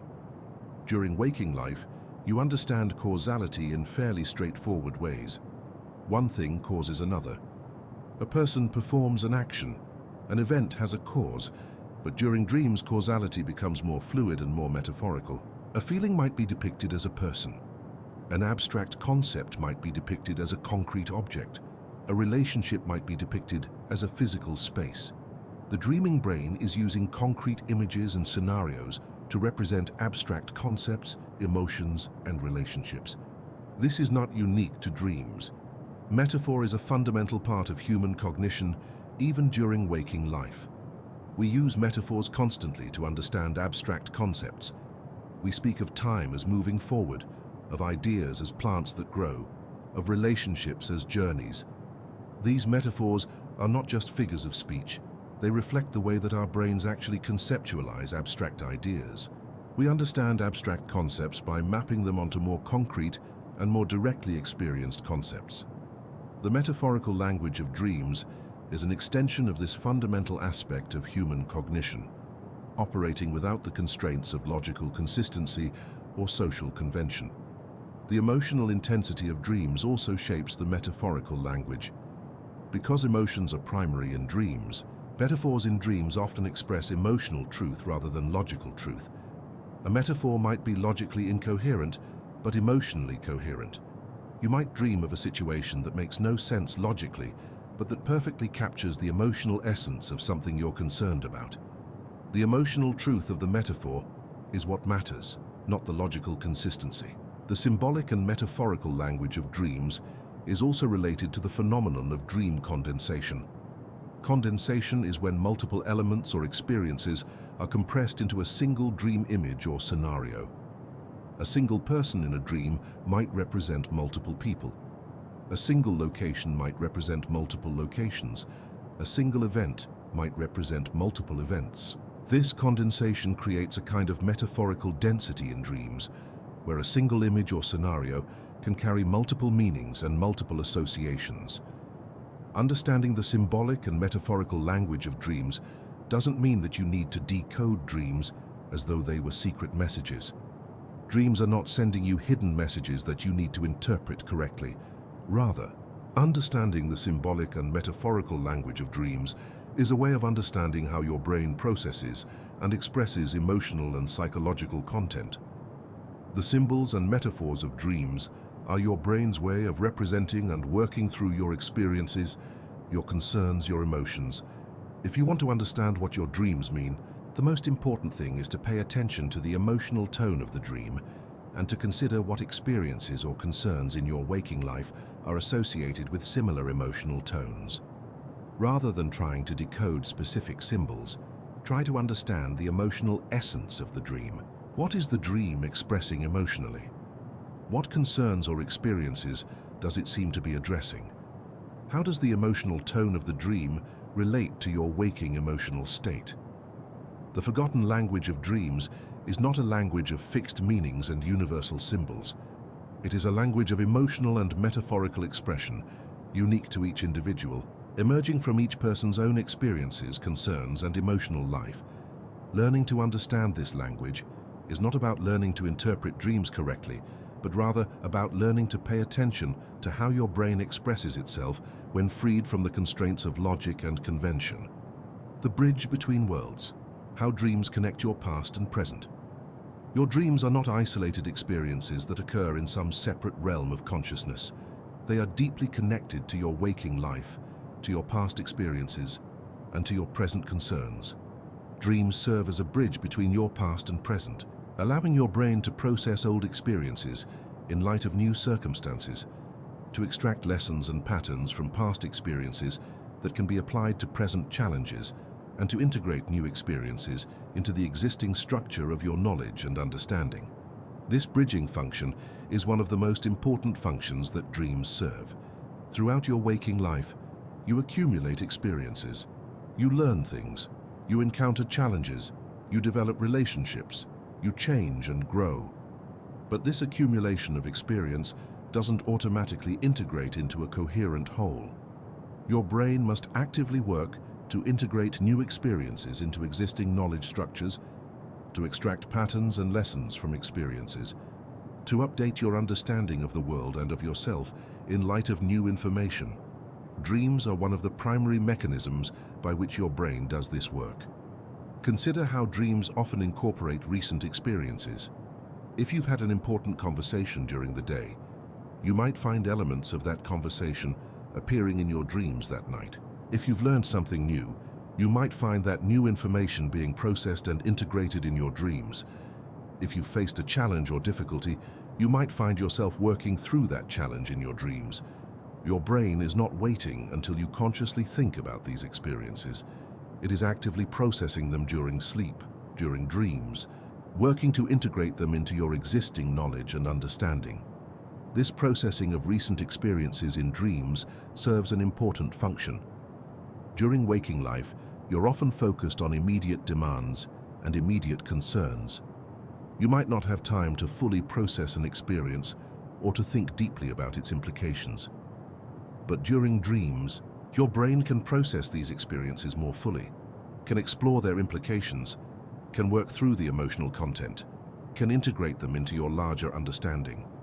The dream processing that occurs during sleep allows you to learn from experience, to adapt to new circumstances, to grow and develop.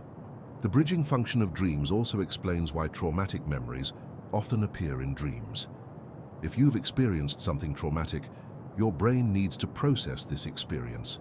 to integrate it into your understanding, to consolidate the memory in a way that allows you to move forward. This processing can be difficult and painful. The dreams in which traumatic memories appear can be disturbing and distressing, but they serve an important function. Your brain is working to process the trauma, to integrate it, to reduce its emotional charge. The distressing dreams are a sign that your brain is engaged in this important work. Dreams also serve to connect your present concerns to your past experiences. Your brain is constantly looking for patterns and connections. When you face a current challenge, your brain searches your memory for past experiences that might be relevant. It looks for situations in your past that are similar to your current situation. It tries to extract lessons and patterns from past experiences that might help you navigate the current situation. This process of connecting present to past often happens in dreams. You might dream about a past experience that seems relevant to a current concern, even though you might not have consciously realized the connection. The bridging function of dreams is also related to the phenomenon of insight and creative problem solving. Many people report that they've solved problems or had creative insights after sleeping on a problem, or that solutions have come to them in dreams. This is not magic or mysticism. This is your brain working on the problem during sleep, making connections, trying out new combinations of ideas, exploring possibilities. The dreaming brain is not constrained by the same logical rules and assumptions that constrain waking thought. It can make unusual connections and explore possibilities that waking thought might reject. This freedom from logical constraint can lead to genuine insights and creative solutions. The bridging function of dreams also helps explain why recurring dreams are so common.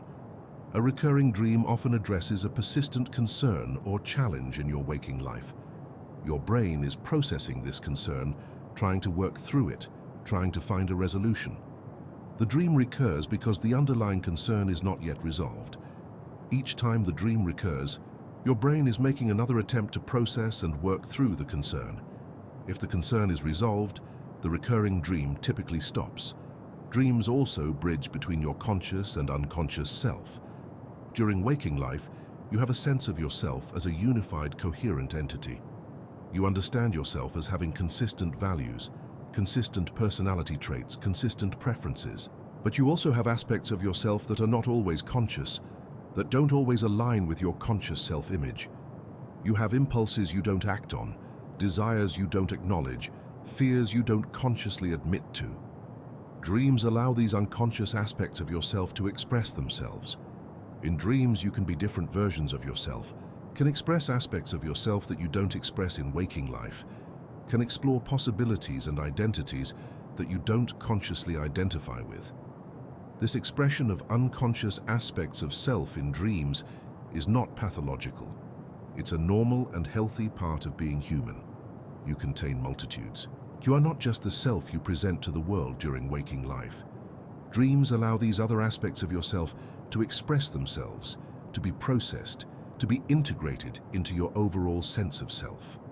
The characters in your dreams, particularly characters that seem strange or that behave in ways that are unlike you, often represent aspects of yourself that are not fully conscious or fully integrated. The bridging function of dreams also extends to bridging between different domains of your experience. Your waking life typically involves different domains: work, relationships, hobbies, physical activities, intellectual pursuits. These domains are usually fairly separate. You don't typically mix work concerns with relationship concerns or hobby concerns. But in dreams, these domains can merge. You might dream of a work situation that involves people from your personal life, or a relationship situation that is depicted in terms of a hobby or interest. This merging of domains in dreams allows your brain to find connections and patterns across different areas of your life, to integrate your different experiences into a coherent whole. Understanding dreams as a bridge between worlds helps explain why dreams are so psychologically significant and why paying attention to dreams can be valuable for self-understanding and personal growth. Dreams are not just entertainment or random noise. They are your brain's way of processing experience, of integrating new information, of connecting past and present, of expressing unconscious aspects of self. By paying attention to your dreams, by trying to understand what your brain is processing and working through, you gain insight into yourself, and into the deeper currents of your psychological life. Lucidity emerging, when your sleeping mind begins to question its own reality. In most dreams, you accept the dream world as real. You don't question the impossibilities. You don't think this is a dream. You are immersed in the dream, experiencing it as though it were actually happening. But occasionally, something different happens. You become aware while still dreaming that you are dreaming. You recognize the strange logic of the dream, the impossible scenarios, the violations of the laws of physics. You realize that you are asleep and that what you're experiencing is a dream. This is lucid dreaming, and it represents a unique state of consciousness, a state in which the dreaming mind begins to question its own reality. Lucid dreaming is a phenomenon that has fascinated humans throughout history. Ancient cultures had names for it and valued it. Modern science has only recently begun to study it in detail. From a neurological perspective, lucid dreaming represents a partial reactivation of the prefrontal cortex, the brain region that is normally quiet during non-lucid dreams. In lucid dreams, the prefrontal cortex shows increased activity compared to non-lucid REM sleep. But the activity is not as high as it would be during waking consciousness. It's a middle state, a state in which some of the rational and self-reflective capacities of waking consciousness are reactivated, while the rest of the dreaming brain remains in the REM state. This partial reactivation of the prefrontal cortex is what allows lucidity to emerge. With some degree of prefrontal cortex activity, you can begin to evaluate your experience critically. You can notice the impossibilities in the dream.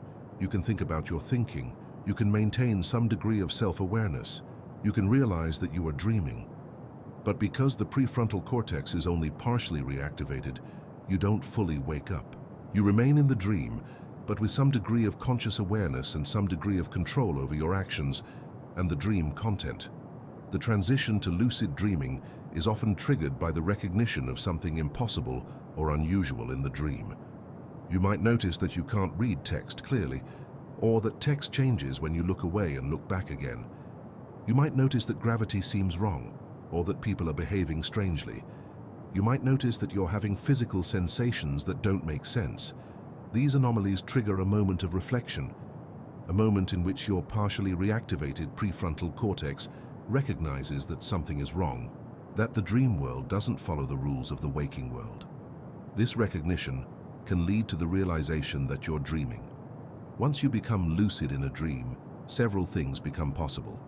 You can exert some degree of control over the dream content. Many lucid dreamers report that they can choose to fly, to change the scenery, to summon people or objects. The degree of control varies. Some lucid dreamers can exercise complete control over their dreams, essentially turning the dream into a kind of internal virtual reality that they can shape and explore. Others find that their control is limited, that the dream resists their attempts to control it, that the dream has a kind of independent momentum that can't be completely overridden. The ability to exert control in lucid dreams is related to the degree of prefrontal cortex reactivation. The prefrontal cortex is involved in executive function, in the ability to plan and control behavior. As more of the prefrontal cortex reactivates, more executive control becomes possible.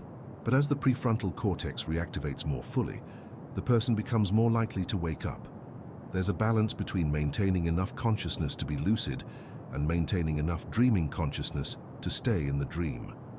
Lucid dreaming represents a fascinating state of consciousness because it combines aspects of waking consciousness with aspects of dreaming consciousness. You have some degree of rational thought and self-awareness, but you're still in the dream world, still experiencing the vivid sensory imagery of dreams, still somewhat freed from the constraints of logic. Many lucid dreamers report that lucid dreams feel even more real and more vivid than non-lucid dreams, because they combine the vividness of dream sensory experience with the clarity of waking consciousness. The phenomenon of lucid dreaming raises interesting questions about the nature of consciousness and reality. If you can be fully convinced that something is real when it's actually a dream, how do you know that your waking life is not also a dream? How do you know that the reality you perceive while awake is actually real and not just another dream? These are not new questions. Philosophers have asked them for centuries, but lucid dreaming makes these questions more immediate and more visceral. The experience of being completely convinced that something is real, only to discover that it's a dream, creates a kind of vertigo, a questioning of the nature of reality itself. From a neurological perspective, the difference between waking consciousness and dreaming consciousness is ultimately just a matter of which brain regions are active and which neurotransmitters are present. There is no objective difference between the two states, no fundamental difference in how real they are. The waking state feels more real because it is anchored in external sensory input, because the prefrontal cortex is active and evaluating reality, because you have a strong sense of self and continuity. But these are all just different patterns of brain activity. In principle, a dream could be generated that is completely indistinguishable from waking experience. And in principle, waking experience could be just another dream. Lucid dreaming also raises questions about the nature of self and identity. When you're lucid in a dream, who is the one who is aware that you're dreaming? Is it the same self that is aware during waking life, or is it a different aspect of self? Some lucid dreamers report that when they become lucid, they feel like a different version of themselves, a version that is more aware and more powerful. Others report that they feel like the same self, just with a different perspective on the dream world. Lucid dreaming also has practical applications. Some people use lucid dreaming to practice skills, to work through problems, to explore their creativity. Athletes have used lucid dreaming to practice their sport. Artists have used lucid dreaming to explore their creativity. Therapists have explored using lucid dreaming to help people work through fears and traumas. The idea is that if you can become lucid in a nightmare, you can change the nightmare, can face your fears in a safe environment, can transform the dream from something distressing into something empowering. The study of lucid dreaming is also providing insights into the nature of consciousness itself. By studying how consciousness changes as the prefrontal cortex partially reactivates during lucid dreaming, neuroscientists are learning more about how consciousness depends on the activity of different brain regions, how consciousness emerges from the interaction of different neural systems, how consciousness can exist in different forms and different degrees.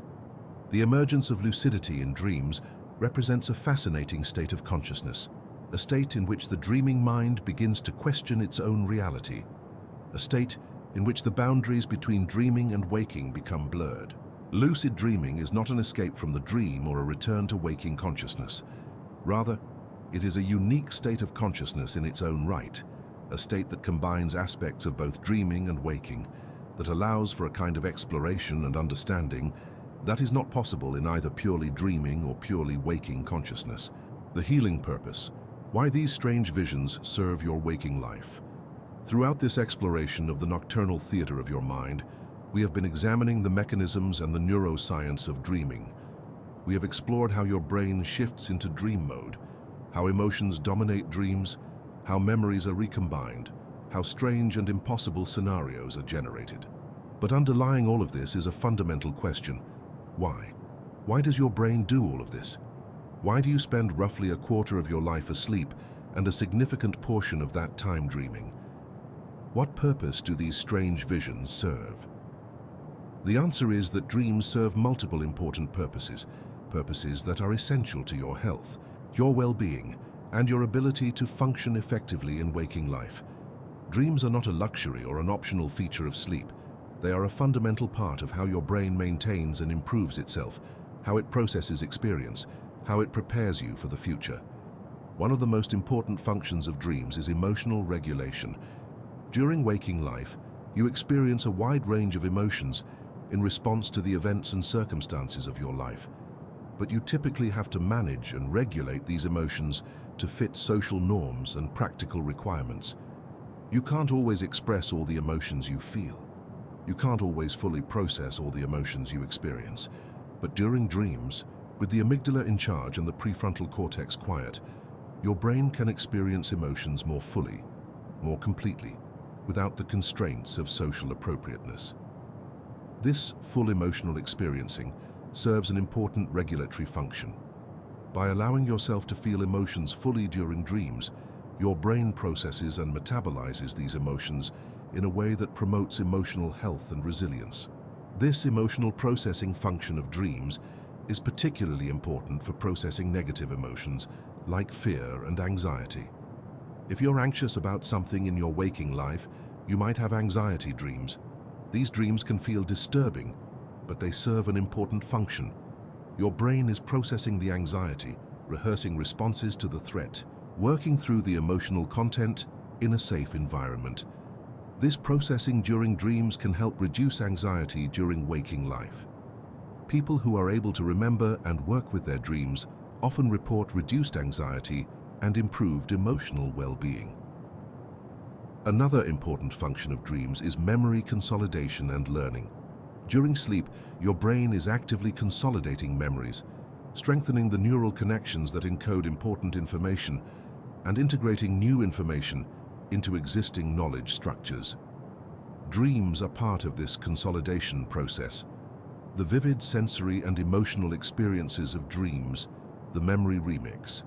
The unusual combinations of memories all serve to consolidate memories in a way that makes them more accessible and more useful in waking life. Dreams also seem to play a role in creative problem-solving and insight. The unusual combinations of ideas and memories in dreams, the freedom from logical constraint, the emotional and associative processing that characterizes dreaming. All of these features of dreaming consciousness can lead to novel insights and creative solutions. Many people report having solved problems or had creative breakthroughs after sleeping on a problem or after having a relevant dream. The dreaming brain, freed from the constraints that limit waking thought, can explore possibilities that waking thought might not consider.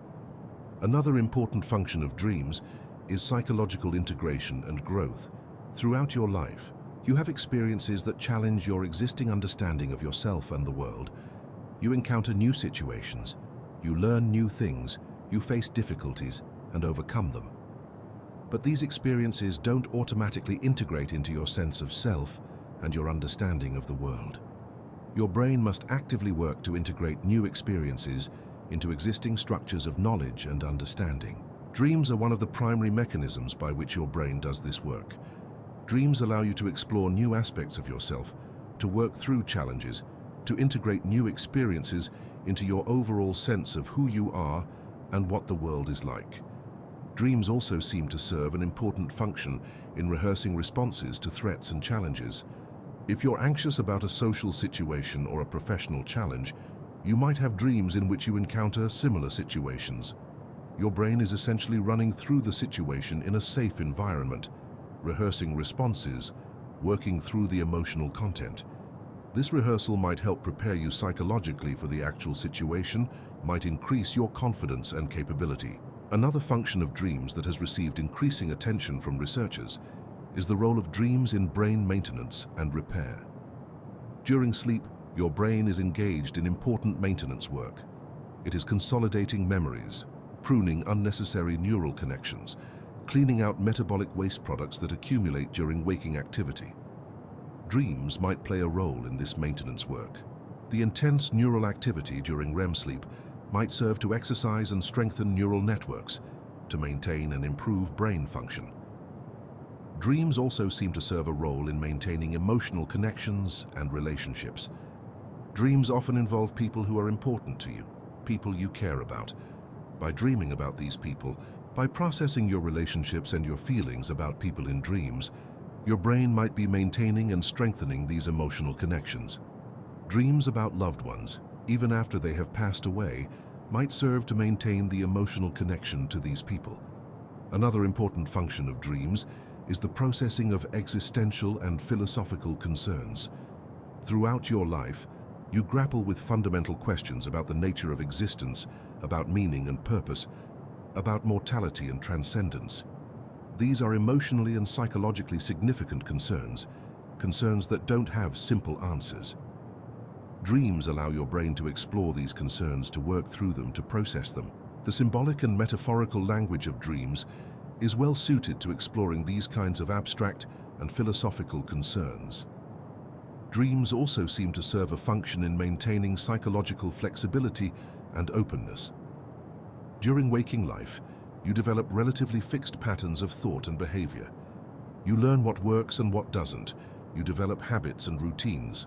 You develop a relatively stable sense of who you are and how the world works. But this stability and predictability can also be limiting. It can make it harder to adapt to new situations, to see old problems from new perspectives, to grow and change. Dreams, with their fluid and associative logic, their freedom from constraint, their openness to unusual combinations and possibilities, might serve to maintain psychological flexibility. By regularly engaging with the fluid and open consciousness of dreaming, you maintain the ability to think and perceive in new ways. Finally, dreams might serve a role in maintaining what we might call spiritual or transcendent dimensions of human experience. Throughout history and across cultures, people have found dreams to be spiritually significant. Dreams have been sources of spiritual insight, of connection to something larger than the individual self. While modern neuroscience explains dreams in terms of brain activity and neurochemistry, this doesn't negate the potential spiritual significance of dreams. The neurological mechanisms of dreaming might be the means by which spiritual experiences occur, the mechanism by which the mind connects to dimensions of existence beyond the individual self. All of these functions of dreams, these purposes that dreams serve, help explain why dreaming is such a universal and fundamental part of human life. Dreams are not an accident or a side effect of sleep. They are an essential part of how your brain and mind function, how you maintain health and well-being, how you process experience, how you learn and grow and adapt. The strange visions of your nocturnal theater, the impossible scenarios and surreal landscapes, the intense emotions and bizarre logic, all of these serve important purposes. They are your brain's way of maintaining itself, of processing your experience, of preparing you for the future, of helping you grow and evolve as a person. The eternal cycle. Embracing the mystery of your nightly transformation. Every night, as your eyes close and consciousness fades, you enter into a mystery that humans have contemplated since the beginning of consciousness itself. You surrender to sleep, and in that surrender, you enter into a completely different mode of being. Your body becomes paralyzed.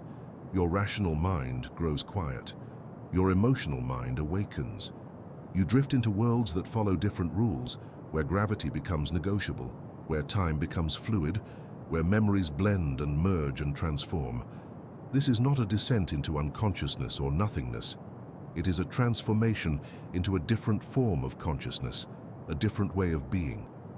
The nocturnal theater that unfolds every night is both a profound mystery and a process that we can increasingly understand through neuroscience. We now know which brain regions are active during dreams, which neurotransmitters are present, how the shift from waking to dreaming consciousness occurs. We can explain the mechanisms by which impossible scenarios are generated, by which you experience sensations that don't correspond to physical reality, by which your mind creates entire worlds from nothing. Yet despite all this understanding, dreams remain in some sense mysterious. The subjective experience of dreaming, the felt sense of what it's like to dream, remains something that can only be fully known from within the dream itself. This combination of scientific understanding and irreducible mystery is part of what makes dreams so fascinating and so valuable. You can understand the neuroscience of dreaming, can understand the mechanisms and the functions, and yet the dreams themselves remain vivid and compelling and meaningful. The meaning of a dream is not diminished by understanding the neurochemistry that creates it. If anything, understanding the processes that create dreams can deepen appreciation for the sophistication and elegance of how your brain works. The eternal cycle of sleep and waking, of dreaming and being awake, is a fundamental rhythm of human life. Throughout your life, you cycle through this rhythm again and again. Every night, you undergo this transformation, this shift from waking consciousness to dreaming consciousness and back again. This cycle has been happening since before you were born. It will continue throughout your life. It is one of the most fundamental and most universal aspects of human experience. This eternal cycle connects you to all of humanity, to all humans throughout history and all around the world. Everyone dreams. Everyone experiences the nocturnal theater. Everyone knows what it's like to be lost in an impossible world, to experience emotions that feel overwhelming, to wake up uncertain about what was real and what was dream. This universality of dreaming is a profound connection, a reminder that despite all the differences between people, despite all the variations in culture and experience, there is this fundamental shared experience. Everyone knows what it's like to dream. The cycle of sleep and waking also connects you to the larger rhythms of nature.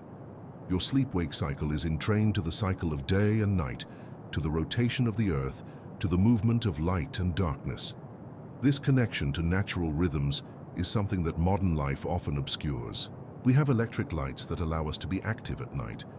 We have schedules that don't always align with natural rhythms, but your brain and body are still entrained to these natural cycles.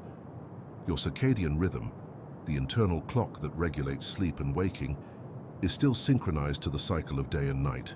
Understanding and respecting this cycle is important for your health and well-being.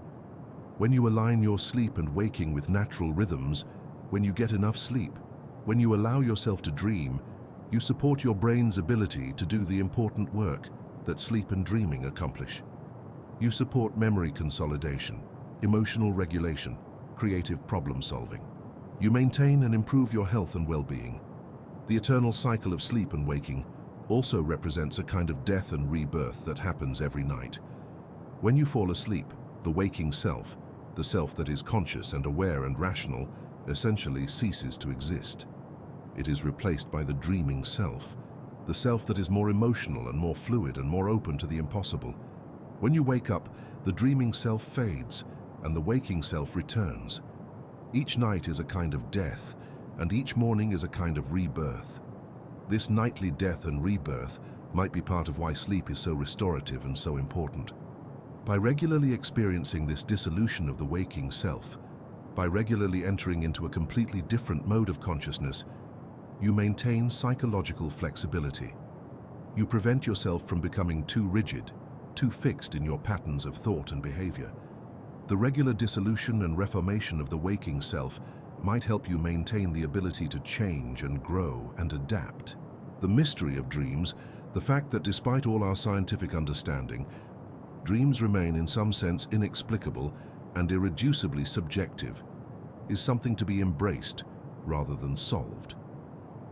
There is value in maintaining a sense of wonder about the phenomena of consciousness, about the fact that your mind can generate entire worlds from nothing, that you can experience sensations that don't correspond to anything physical, that you can feel emotions as intensely in dreams as in waking life. This wonder is not incompatible with scientific understanding. It is enhanced by it. As you go to sleep tonight, as you enter into the nocturnal theater, you are entering into a process that has been refined by millions of years of evolution. Your brain knows how to dream. It knows how to shift from waking consciousness to dreaming consciousness. It knows how to generate the strange and wonderful visions that characterize dreams. You don't have to do anything to make it happen. You simply have to surrender to sleep, to allow the transformation to occur. When you wake up, whether you remember your dreams or not, your brain will have done important work. It will have consolidated memories, processed emotions, worked through challenges, maintained and improved itself. The strange visions of the nocturnal theater, the impossible scenarios and surreal landscapes, the intense emotions and bizarre logic will have served important purposes, purposes that support your health and your growth and your ability to function in waking life. I'd like to know, where are you listening from, and what time is it there? Your presence in this exploration of the nocturnal theater, your willingness to contemplate the mystery of your own mind, is deeply appreciated. If this journey through the science and poetry of dreaming has brought you insight or peace, I'd appreciate a like and a subscription to Relaxing Science. Also, please let us know if you'd like to see more content exploring the mysteries of consciousness, the wonders of the human brain, and the connections between science and contemplation. The eternal cycle continues. Tonight, as you sleep, you will enter the nocturnal theater once again. You will be lost in impossible worlds. You will experience emotions and sensations that defy explanation. You will be transformed by the mystery of your own mind. And in the morning, you will return to waking consciousness, carrying with you the wisdom and the integration that your dreams have provided, even if you don't consciously remember them. This is the eternal mystery of human consciousness, the nightly transformation that has fascinated and perplexed humans throughout history. It is a mystery that science can illuminate but never fully explain. A phenomenon that is both mechanism and magic, both neuroscience and poetry. In the nocturnal theater, your brain creates entire universes. In dreams, you become something other than yourself, yet remain fundamentally yourself. In sleep, you die and are reborn every night. Embrace this mystery. Respect the work that your brain does during sleep and dreaming. Allow yourself to be transformed by the nocturnal theater.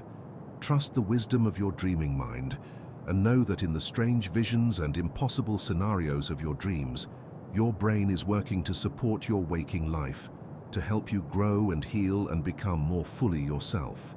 Thank you for joining me on this journey through the hidden universe of your dreaming mind. Thank you for taking the time to contemplate the mysteries of consciousness, to explore the science and poetry of your own brain. Your curiosity, your willingness to wonder about these deep questions, is a reflection of the extraordinary nature of human consciousness itself. We are minds contemplating minds, brains studying brains, consciousness aware of its own consciousness. This is the greatest mystery of all, and it unfolds every night in the nocturnal theater of your dreams.